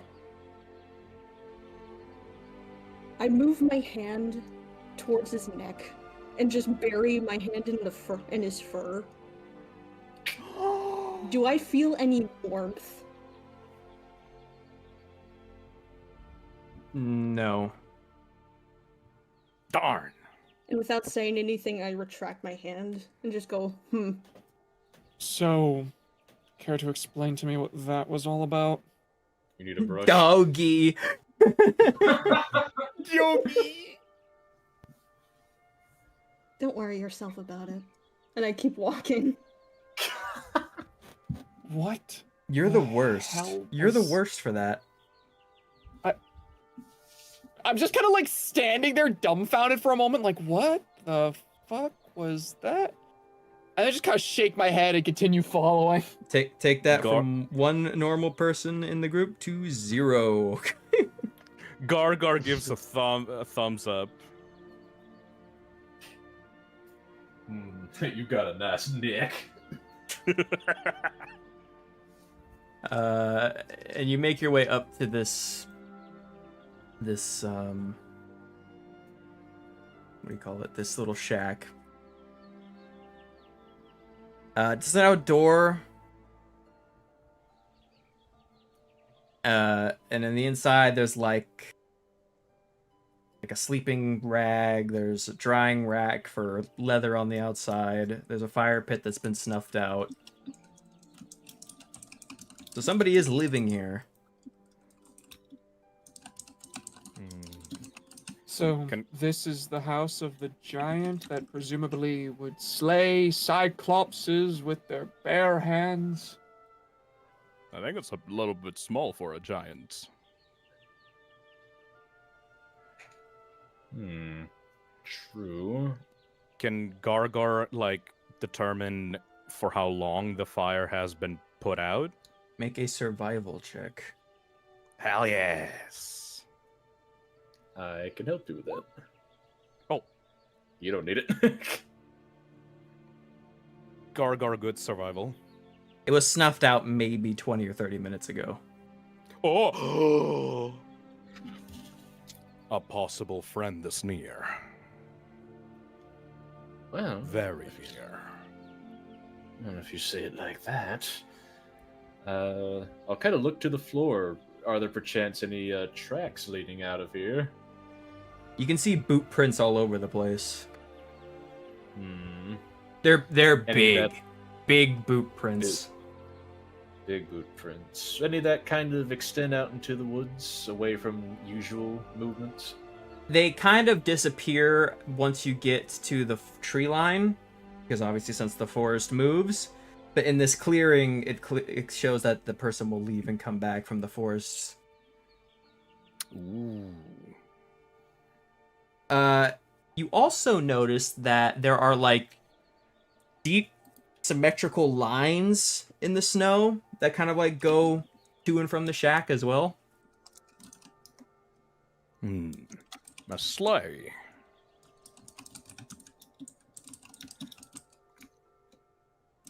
Should we follow the prince of the friend, or wait for him to return?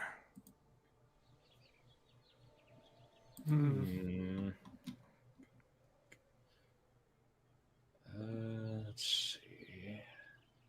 Either way, he might be alarmed by our company.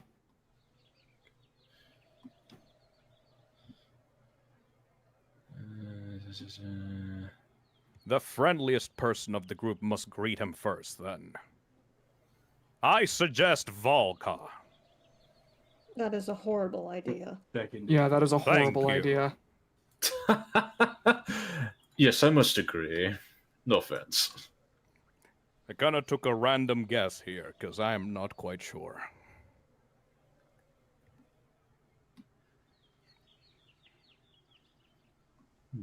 Are we forcing Volka to make first contact? I think so. I think that's what's gonna happen. Yeah, I don't think we should be doing that. It'll be fine. Maybe Volka and Sigvald as a pair. Oh yeah, that'd be great. The most friendly ones. Okay. I am friendly. Can Gargar try to like see if there's any like belongings that might reveal the identity of the person living here? Like maybe any notes or parchments or books or No parchment. some kind of picture frame? No books, no pictures. Damn. There's fishing poles, spears, shields, but nothing written. Yeah. Should we take the spears? We are not stealing from this person. As much as I appreciate your great longing for battle, Gargar, we're not here to do battle with the giant. The giant is supposed to help us. Right. And I'd rather not make an enemy of every person we meet. If I recall correctly, when I spoke with the plants, I think they said something about continuing north till the tree line for the giant, and, well, there's the tree line. I suppose perhaps maybe waiting here would be ideal. Perhaps. And even then, Even if it isn't the giant, I mean, someone living out in the middle of these woods ought to know a lot about them. It could be helpful even if it doesn't end up being them. Indeed. Should we prepare an offering or something? Well, I'm not really sure what we have on tap at the moment. I don't have much myself. I just know that if I came home after a long day and there were 7 or 8 people in my house, I wouldn't feel very positively about it.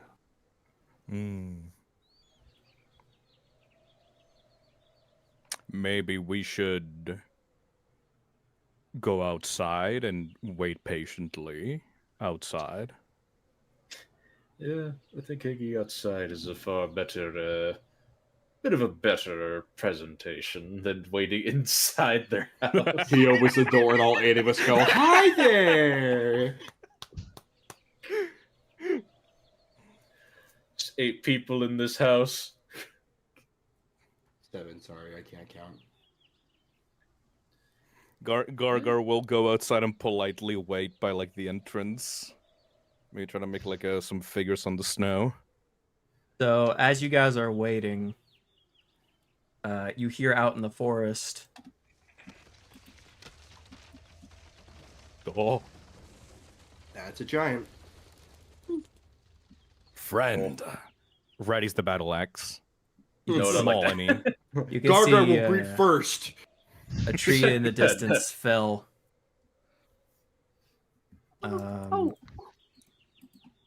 Birds all scatter into the sky.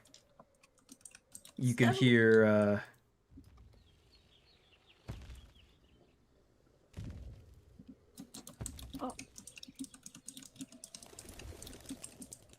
So, who said something about a giant?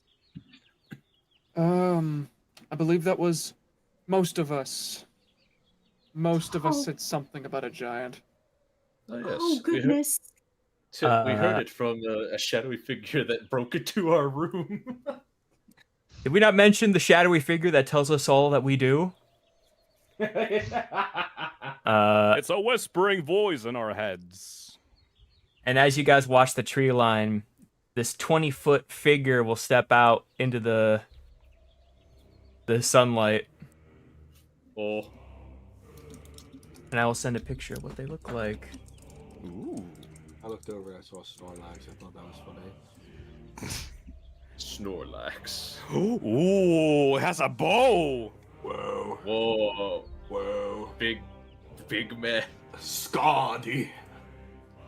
Gargar, as usual, waves at it. And I will show the chat what we are looking at. 1 second. How big is this guy? Big friend. They are about 20 feet tall. Oh my god. That That's appears to big be a boy. giant. That's a big boy. Hello, friend. Waves at it. And they'll step forward towards you, looming over you. Hey, man.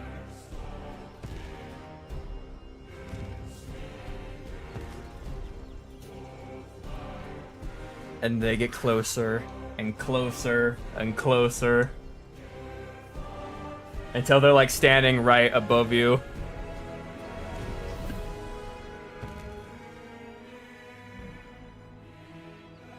Oh. They peer down over you.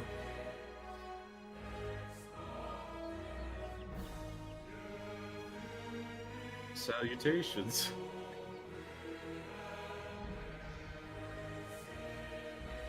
And they look across your group.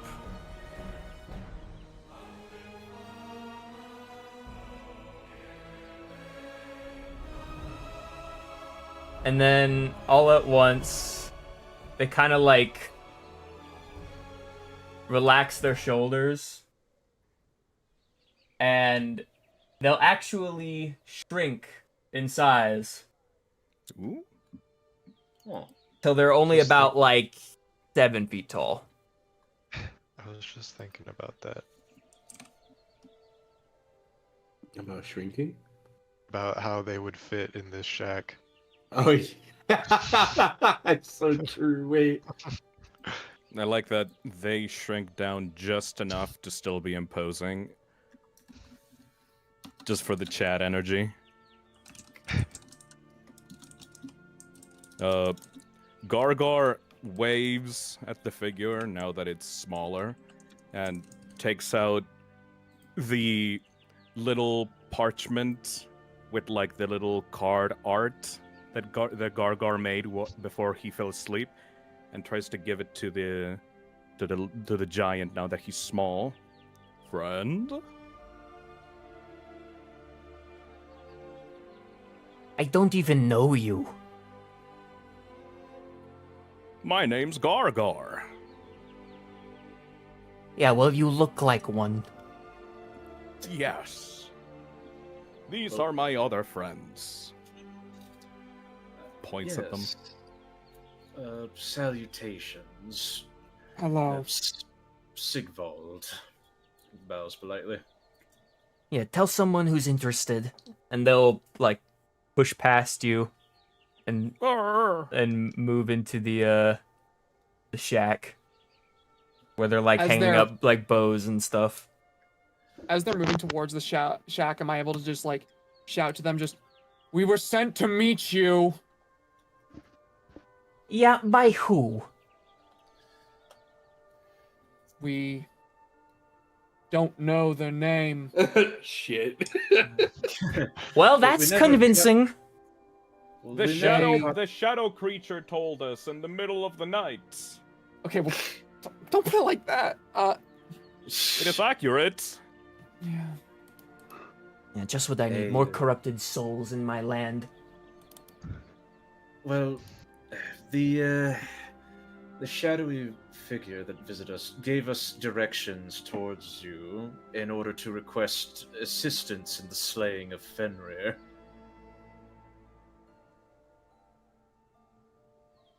And I thought the bugbear was nuts.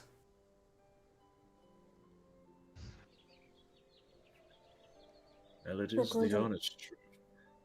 Not going to lie, we do sound a bit ridiculous. We don't have much to go off on. Our No. honesty is unfortunate. All we know is that we were sent by a figure we could not identify, who claims that everything will fall apart if we do not act. They said that you could help us find our way to Fenrir. Yes, because it's always the giant's purpose to serve the Aesir, am I right? Always at your beck and call, and now that I'm the only one left since you've already dispatched the rest of my clan, then I am just expected to guide you to every single corner of the 9 realms? None of us know exactly what you're talking about. We only passed recently. Perhaps you should educate yourself before running errands for mysterious shadow people that visit you in your little dream worlds. There was also Sorry. the bird. Yes, Crow has been leading us along this whole while as well. Ongoing theory that Gargar has is that they're both connected somehow. Muin or Huin, I believe the names were. Hugin and Munin are Odin's birds. They do not exist anymore. You're being led astray.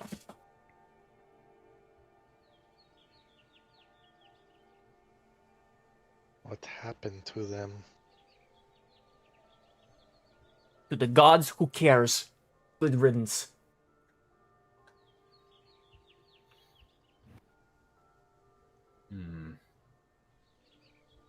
Apparently not all the gods are dead.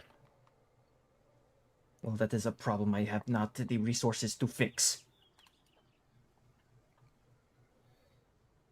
It is part of our task Slaying Fenrir would be but a step of our journey, based on what we were told, to get to Valhalla, where the Queen Hela resides. Now tell me, why would you want to meet Hela? So she could obliterate you herself? Do you have a death wish? Or are you just stupid? The alternative seems to be just the same.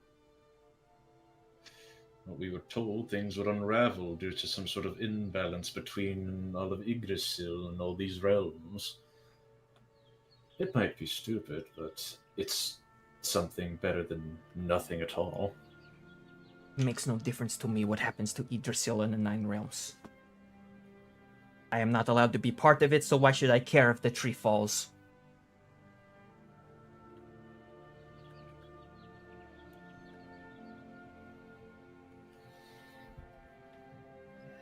Perhaps we should sit around and maybe do some hunting like you seem to be doing. What, because you think I need your help? Well, if there is nothing else to be done, then maybe we should just be dawdling on and just do nothing about it. If we manage to beat the bad lady, we can invite you to Valhalla with us and eat a great feast as friends. I feel like that's a lot of like promise that we're just throwing out. She will infinite free feast.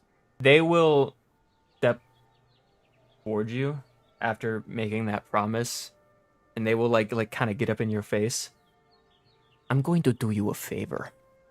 Since you seriously claim to be able to invite me into the halls of Asgard, I don't want to be there. I don't want to dine in your endless banquet halls. I do not wish to sample the mead of the Aesir. I do not wish to dine amongst the company of Thor and all of his vagabond friends, considering what they did to mine. If there was a hell, I would sooner see the rest of you go there than anywhere else. Does that ring clear to you? I understand. I apologize, friend.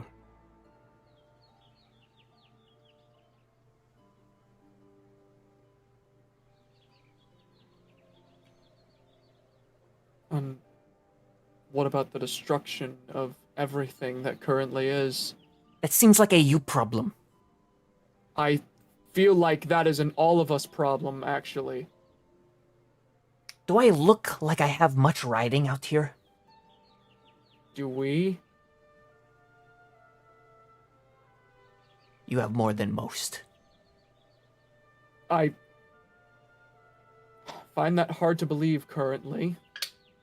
Well, just based on numbers, you have 6 times the amount of friends, 6 times the amount of potential family, and 6 times the amount of things to care about. There is no difference to me between what is happening now and Oblivion.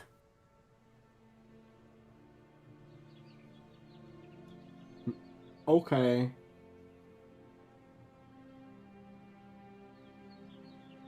I mean, do you not hear what you are saying? Wander into the forest and find somebody who is clearly trying to be left alone and demand that they take you off to meet one of the 9 beasts?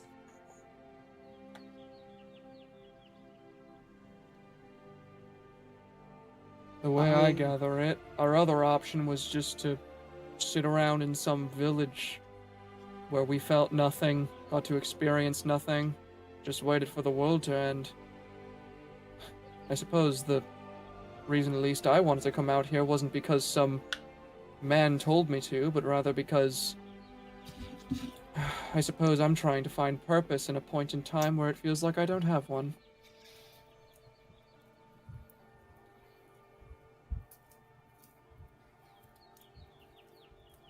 You want the purpose? You want a mission?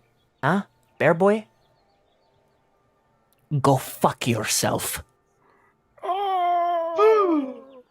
And they'll grab their like hunting equipment and like shoulder check you. and begin walking Ooh. off towards there's like a fishing hole out on the ice. I must say, how ill-mannered. When they say Damn. that and push by me, there's this brief moment where Ursus clenches his fists.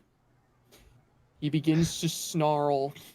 He turns towards them, and it seems like I'm about to do something, but I take in a deep breath and stop before anything happens.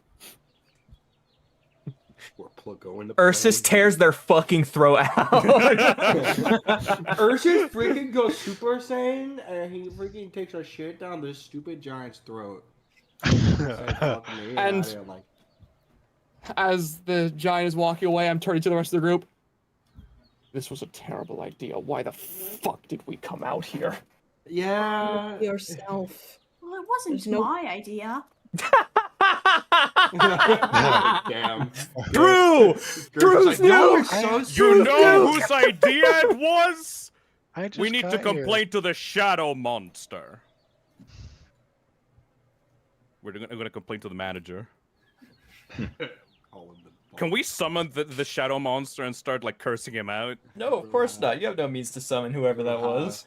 Shadow monster! You know, You shout to the sky. what I think that shadow person, whoever the fuck they are, is just trying to mess with a bunch of new people who don't know any better. I think we've been sent on a complete and wild goose chase, going after somebody who clearly doesn't give a shit, Ursus. and now we're just standing out in the middle of Ursus. nowhere, not knowing what to do. Ursus! He's Calm right. yourself. Breathe. For a moment, please. Can I do an insight check on the giant to see, just to maybe try to, I don't know, understand where it's, get a feeling where it's coming from? Yeah, you can Vibe check. you can make an insight Vibe check. Yeah, vibe check. Vibe check. Yeah, you can vibe check. DM, I'd like to know why this giant's being such a big meanie. Gargar is Yeah, currently that. glaring at his own shadow.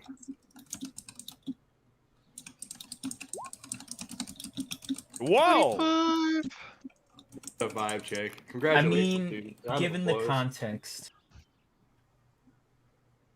one thing you do know about the Jotun is that the Aesir were not fans of them. And it is said that during Ragnarok, the people that are hurt the most are the Jotuns.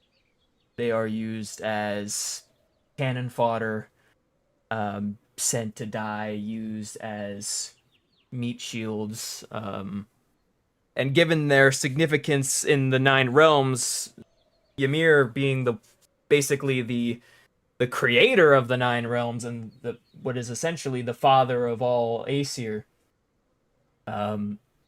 knowing that this Jotun is the last. And to date, Aesir and Lost Souls still seek this person out when they have nothing left to give. The Jotun gave everything and received nothing. And now they're all that's left. If like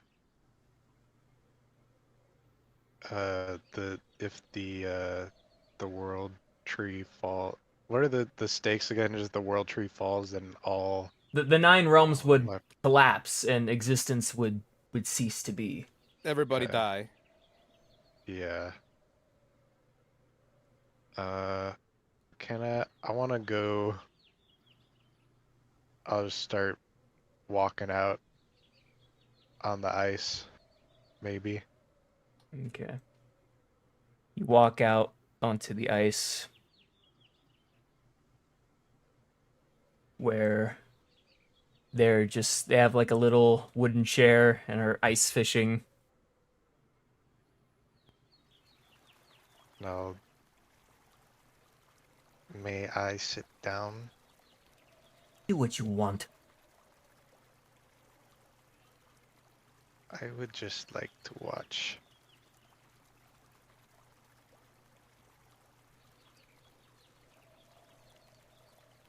Have you caught anything yet?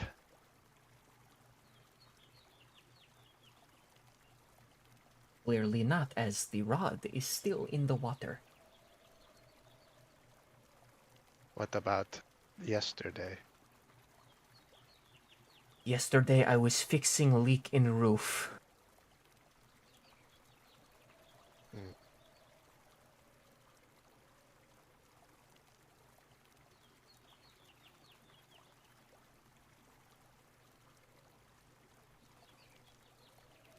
Do you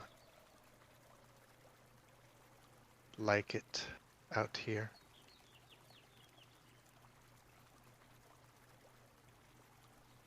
What does it matter?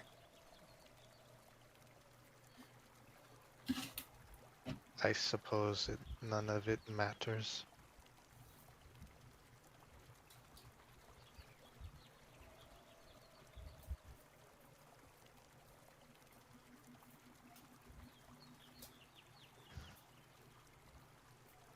What brought you out here?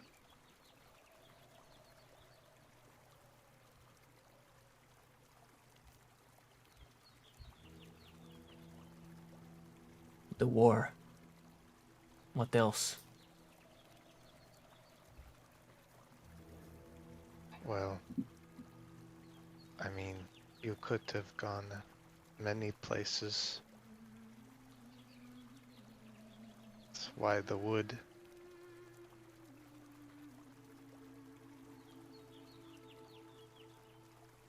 Well, I can't go home. So wherever is fine.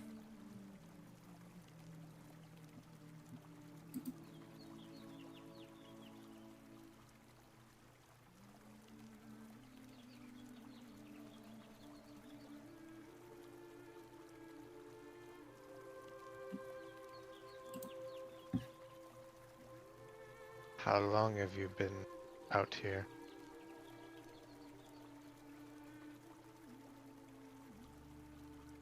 Too long.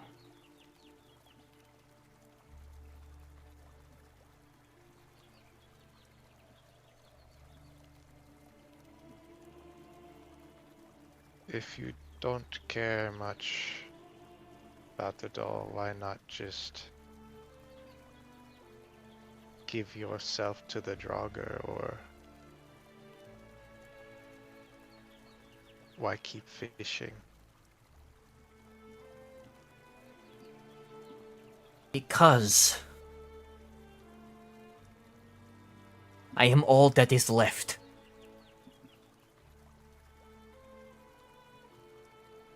Ah, And if I die, the Jotun die. so that matters. It matters more than you can ever imagine.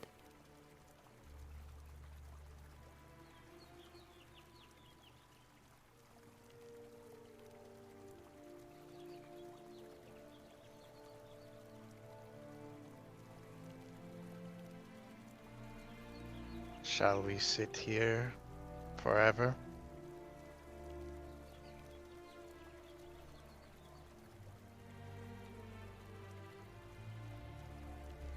I am okay with that.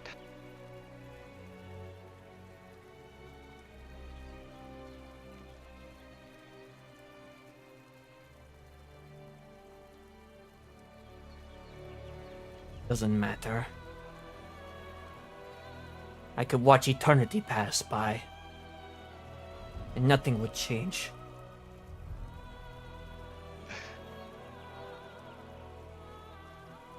How do you deal with a professional don't give a fucker? Let him cook.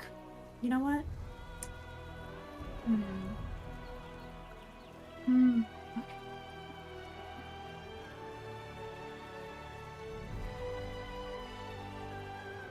Your kin. Matt? Yes. Can I use charm person? I would Bruh. if you do that, you can do that. But just I want to make sure that you need to read what happens when charm person ends. I mean, we just gotta get the info and then get the fuck out of here. Well, no, because you need them to guide you there. How long does it last? An hour. Yeah, it Can only we lasts bet about. on? Let And me then Stand when for it an ends, hour. they become an immediate enemy to you forever. I say And, let Dr. Oz cook for a Yeah, bit. no. See what this Dr. does. Oz. Oof. let us do. I Let don't us know. do. Dr. Oz is not cooking. I think But- it's good. Neither Okay, will how charm many- person after an hour. How many times can she do it, like, in succession? It's not a succession thing. Once it ends, Damn it! they'll be aware of the spell. Let the wizard cook, bro. Your kin.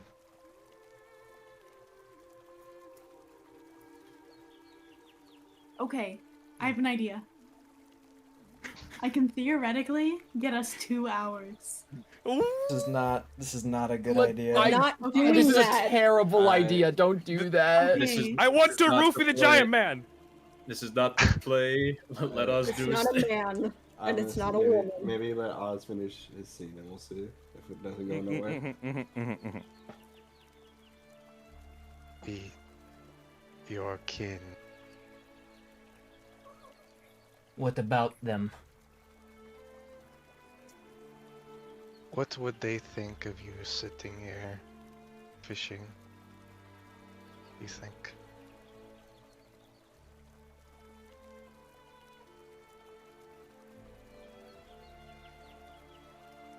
Roll persuade. No, not persuasion. What's the? I guess a charisma check just in general.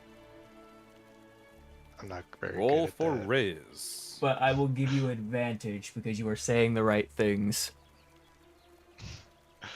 What is my charisma? Probably not good, but Professional, don't give a fucker boss. A handsome lad like you, Oz, please. At least got a little. this, man. Twirling like a piece of his skin, like. Look at that! Ooh. Look at that! Oofa! 16 ain't bad. They seem to get like frosty-eyed.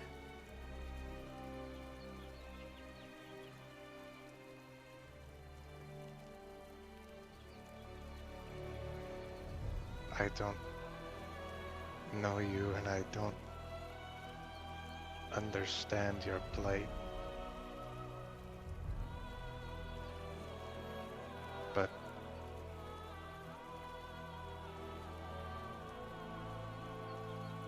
it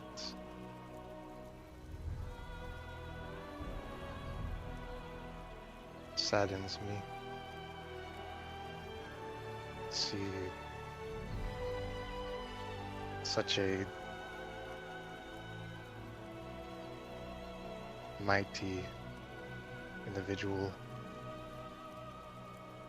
stagnate with fishing pole in hand.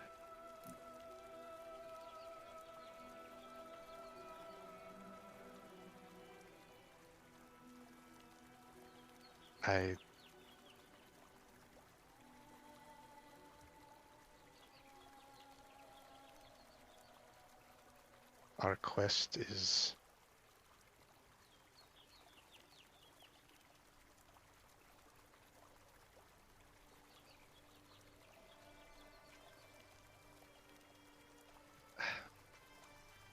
I don't know.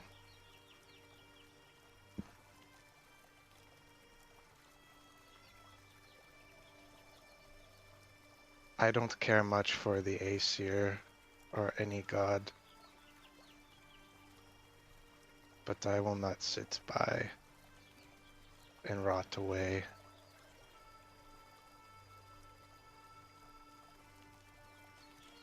I won't let myself.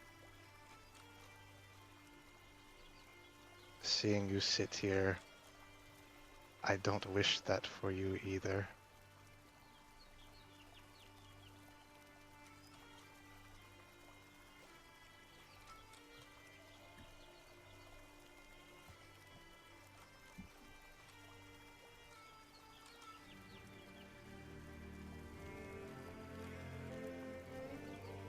We gave everything to the Aesir.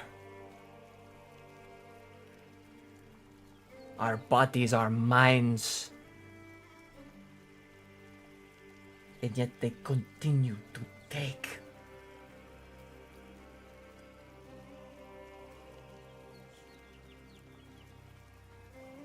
I have nothing left to give.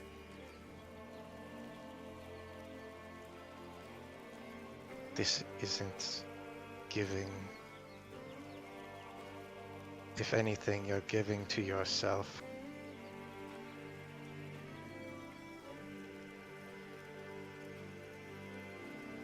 And don't be humble.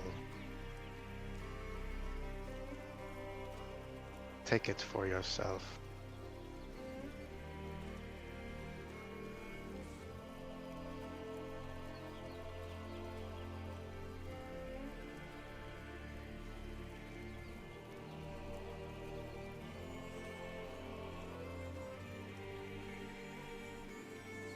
Then you will make me a promise.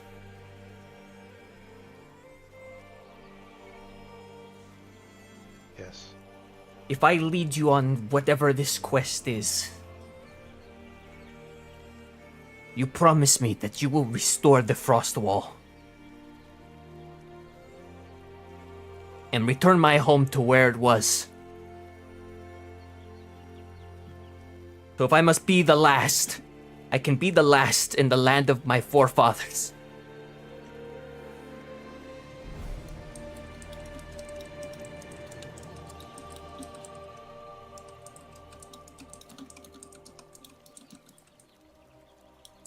I will do this for you. We'll do this for you. You'll do this for you. They will use their canine tooth to puncture a little hole in their thumb and wipe the blood on their hand, and they'll extend it to you. I guess I'll do the same. I'll puncture my own thumb.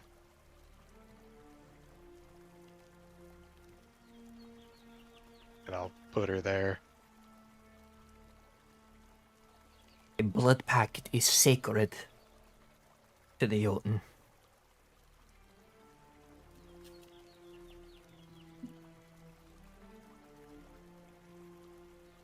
This means more than your word.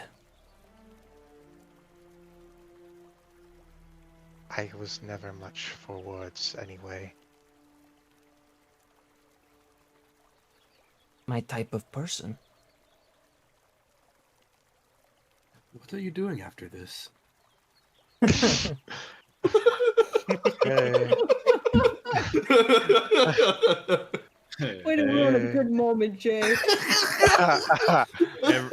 Everyone else is like in the distance, just like hanging out. He's cooking. Very well. I will help you reach Fenrir's lair. I do know the path to the other 8 of the beasts.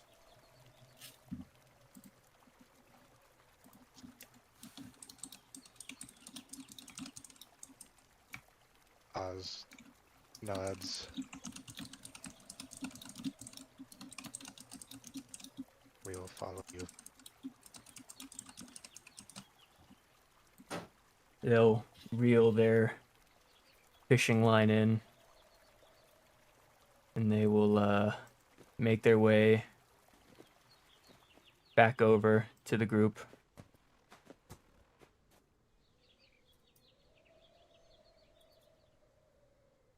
I am sorry for my mistreatment and hasty reaction.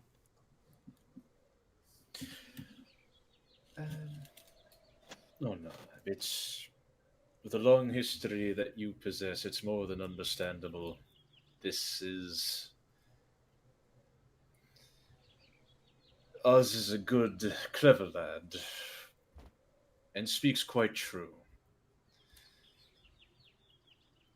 We are also fresh and new at this, but I like to think that even after death, we possess an integrity that can make a difference.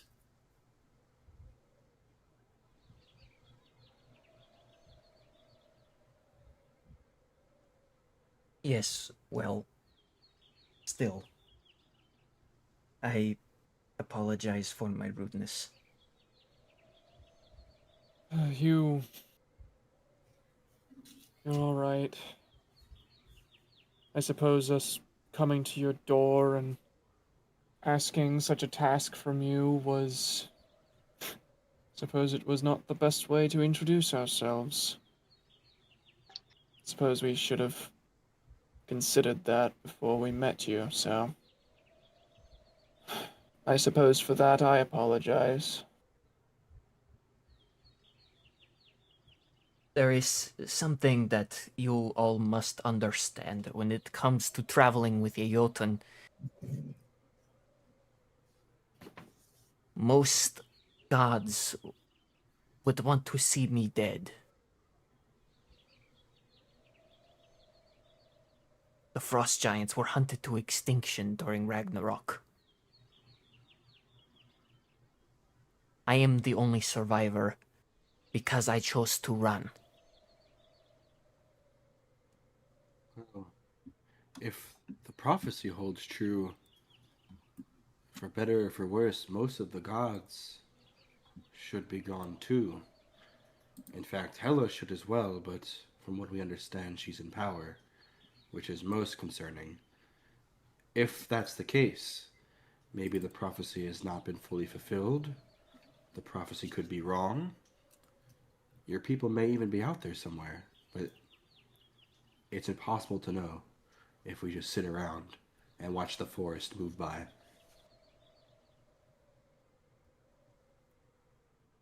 You have much hope in you for a small man. I wasn't always this small. In fact, I'm not sure how small I am, but your voice does appear to be coming from the heavens in my perspective, so I can imagine there's quite a difference. That was pretty small. They'll like kneel Oh. down to your level and like ruffle the fur on the top of your head. I'm gonna choose to believe that giggle was in character. Oh, that's awesome.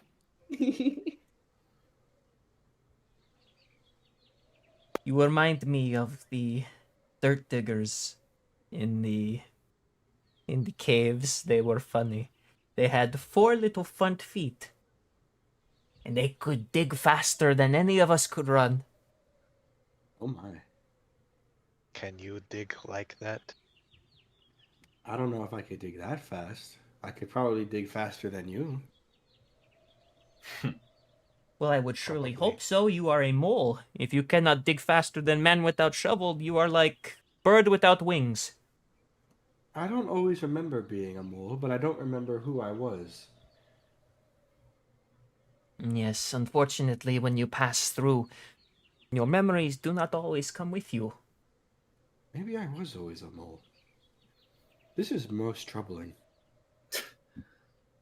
Well, you must have been a fantastic mole in life then. Sigvald, another kind comment from you. Such a good lad. I trust Sigvald with my life. I trust Sigvald with my life and my pancreas. He is our leader. I am. Sigvald is now our leader. Yes! When did we decide that? Just I don't now. think we have a Now. leader. Now we do. I don't think that's a wise decision to just push on someone. Now, I don't believe the leader should be the scariest one, but it may He's just so be me. friendly. Friendly? Well, yes, The I am. wolf is friendly. Well, I have been. I did save your life. These are the That's 7 that are scary. going to restore the heavens. I'm so sorry. Yes. Yes. Look, I didn't believe it either. I The still greatest don't. story. The greatest stories have always begun with the most unlikely of heroes. Name Don't one. you worry, friend. Well, I would if I had my memories, but I don't, so that makes it a bit difficult. Case doesn't it? closed. Damn. When I get my memories back, I'll tell you. I don't know why that made me laugh. They've gotten you. Well, you know what? I'll tell you one. This one. Yeah, so you're going to write the first story of its kind. That sounds quite promising, actually. Or quite fruitless, depending on how you look at it. True. Optimism. I know That's no all such right. word out here in the forest. Let's give it some, shall we? Yeah. If you so insist.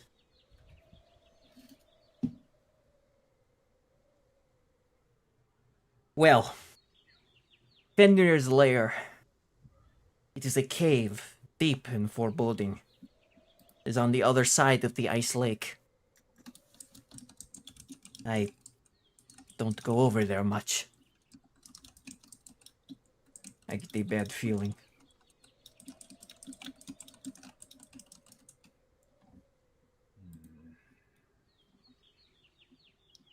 How far will we travel to get to him? Huh?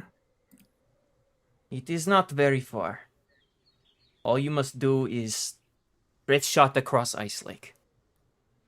Or if you'd rather go around, I understand most people not liking to walk on top of the frozen ice, so... Just to check, would it take us at least an hour or two? No particular reason for the question, just wondering. Not sure how big the lake is. Maybe an hour. Thank you. I am confused. Do you have somewhere to be? I just like stare at Gertrude for like a second, like, it's fine. Don't worry. Gargar is dumb. Don't you worry. What is on your mind, Gargar? Usually nothing. Clearly there's something. He's very honest. Anyway, Let's are get you a all move ready on, to... everyone. Okay. We will get in the move on.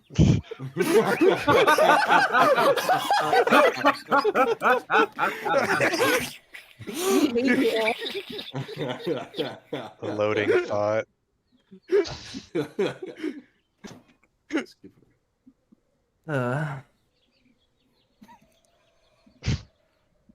Well, I am not standing around to wait for next summer.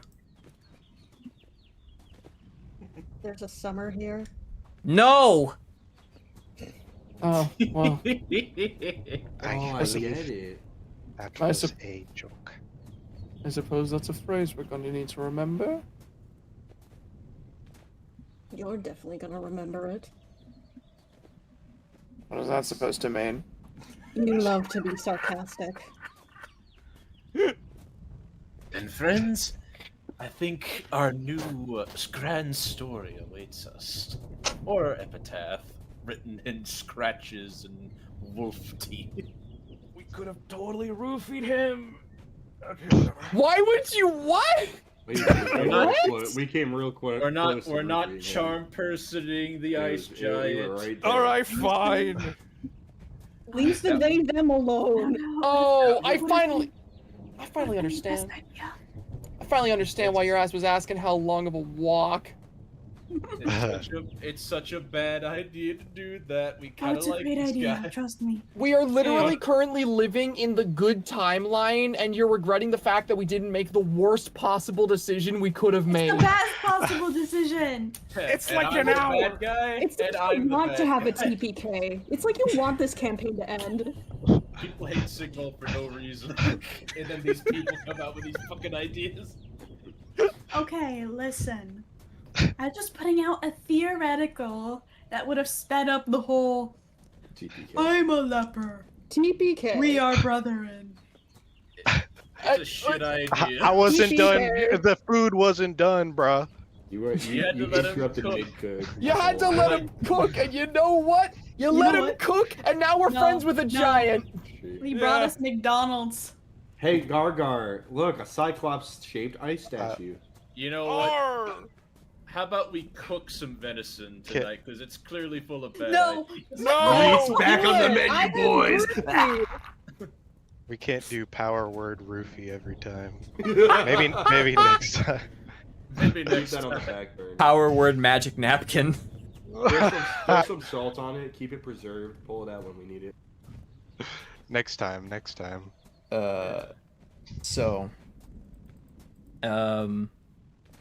You guys keep going across the ice wall.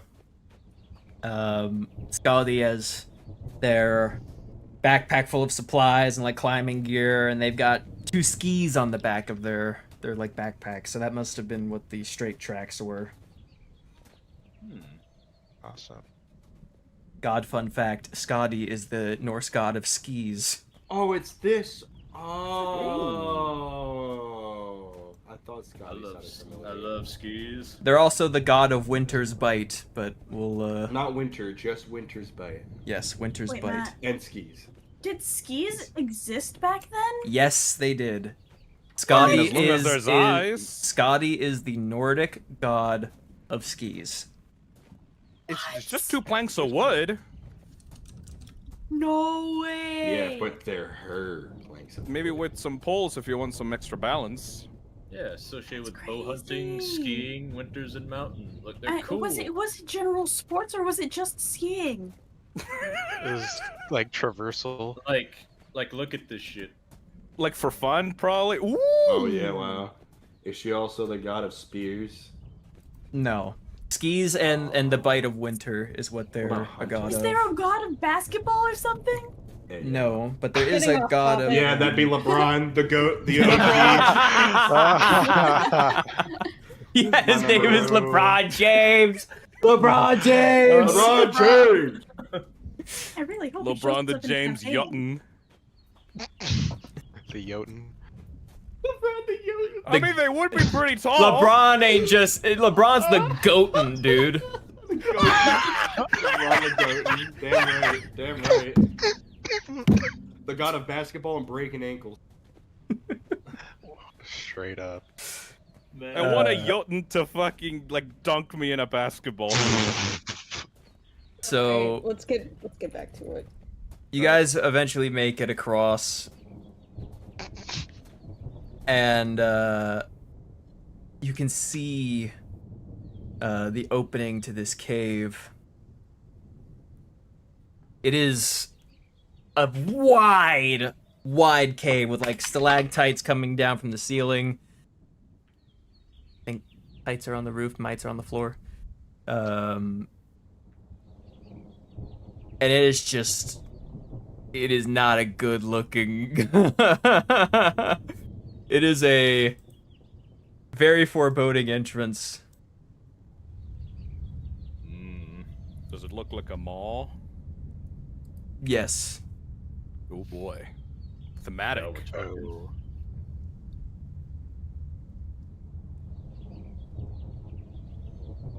Ah yes. Into the jaws of the beast, friends. And you are sure that you are prepared to fight Fenrir?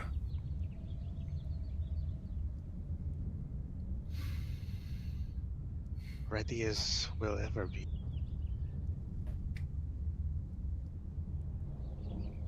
Yes. Am I feeling, looking into this lair of Fenrir, am I feeling any certain kind of way? Honestly, you don't really feel anything.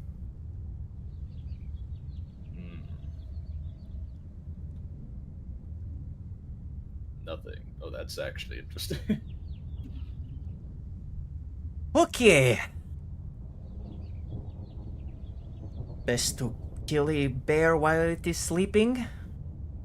And they'll draw their spear and slowly head into the cave. Pull my club on Ursus. They'll help us?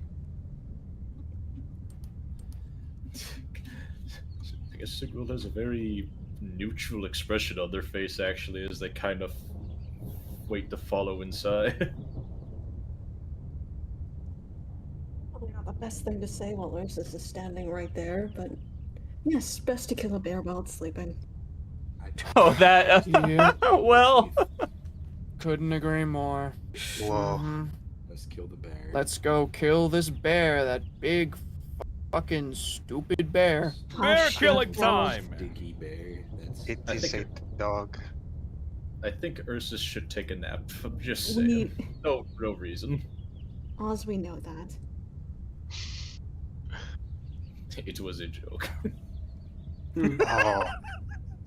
Oh. Ha ha ha ha. Funny joke. Oh, that is funny. I enjoyed that. That is. Ha ha ha ha. Our leader have the best jokes. He laughs like those videos of like AI voices where you just like put the same letter in over and over, and they're just like ha ha ha ha. Yeah. It's like in Twin Peaks doing the reverse, or he's like, Yeah, yeah, exactly.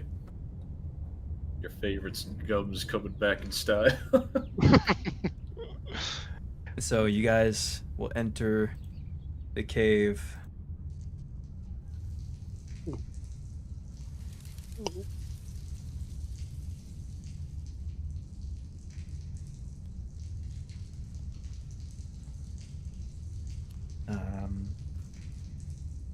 Does anybody have a light? Brought some torches. I can produce flame. That's will do. I can produce a fairy flame. Ooh. I will produce flame. What color?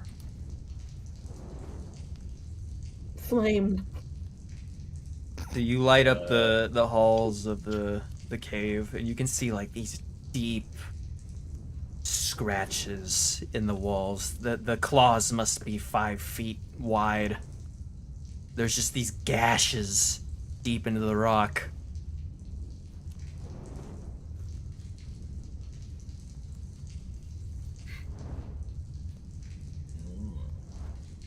Scary. Now, are we certain we're all ready to take on a, what was it? Another giant? It's a big wolf. A monster creature. Right.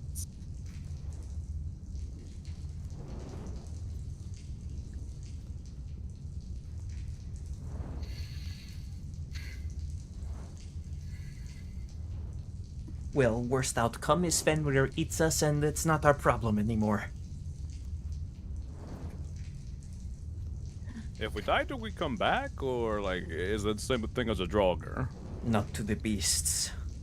The beasts consume souls. When you die to them, well, you get early preview of what happens in a few months' time to the rest of the 9 realms.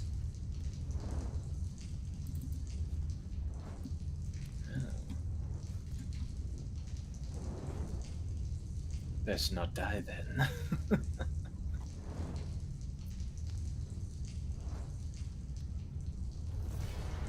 That's not the right song. Oopsie. Oh god. Oh god. I think there's an orchestra in this cave.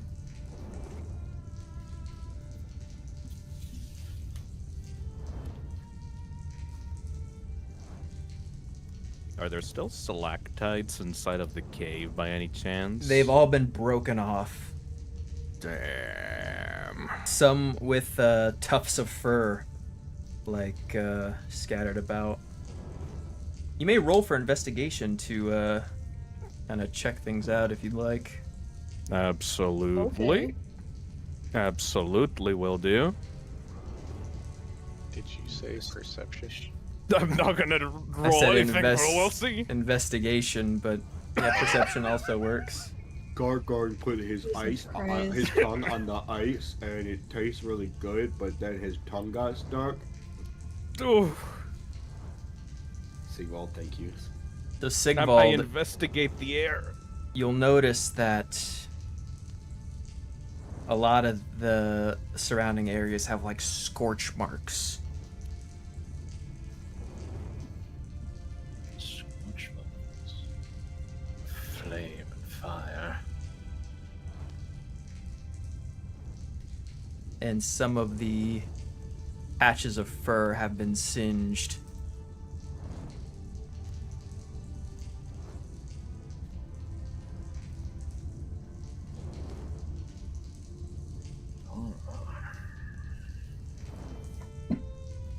So there's like clumps of fur around that have been like set ablaze. Almost, yeah. Yeah. Seems to be signs of previous conflict. Singe marks and clumps of fur. Well, I doubt we were the first to try this.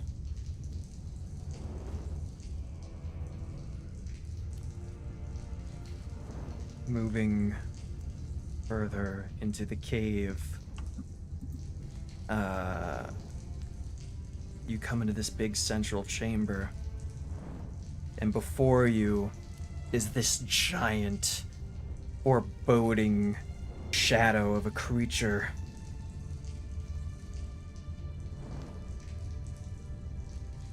And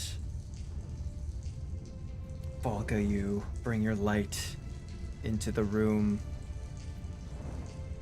and as your light illuminates the hall,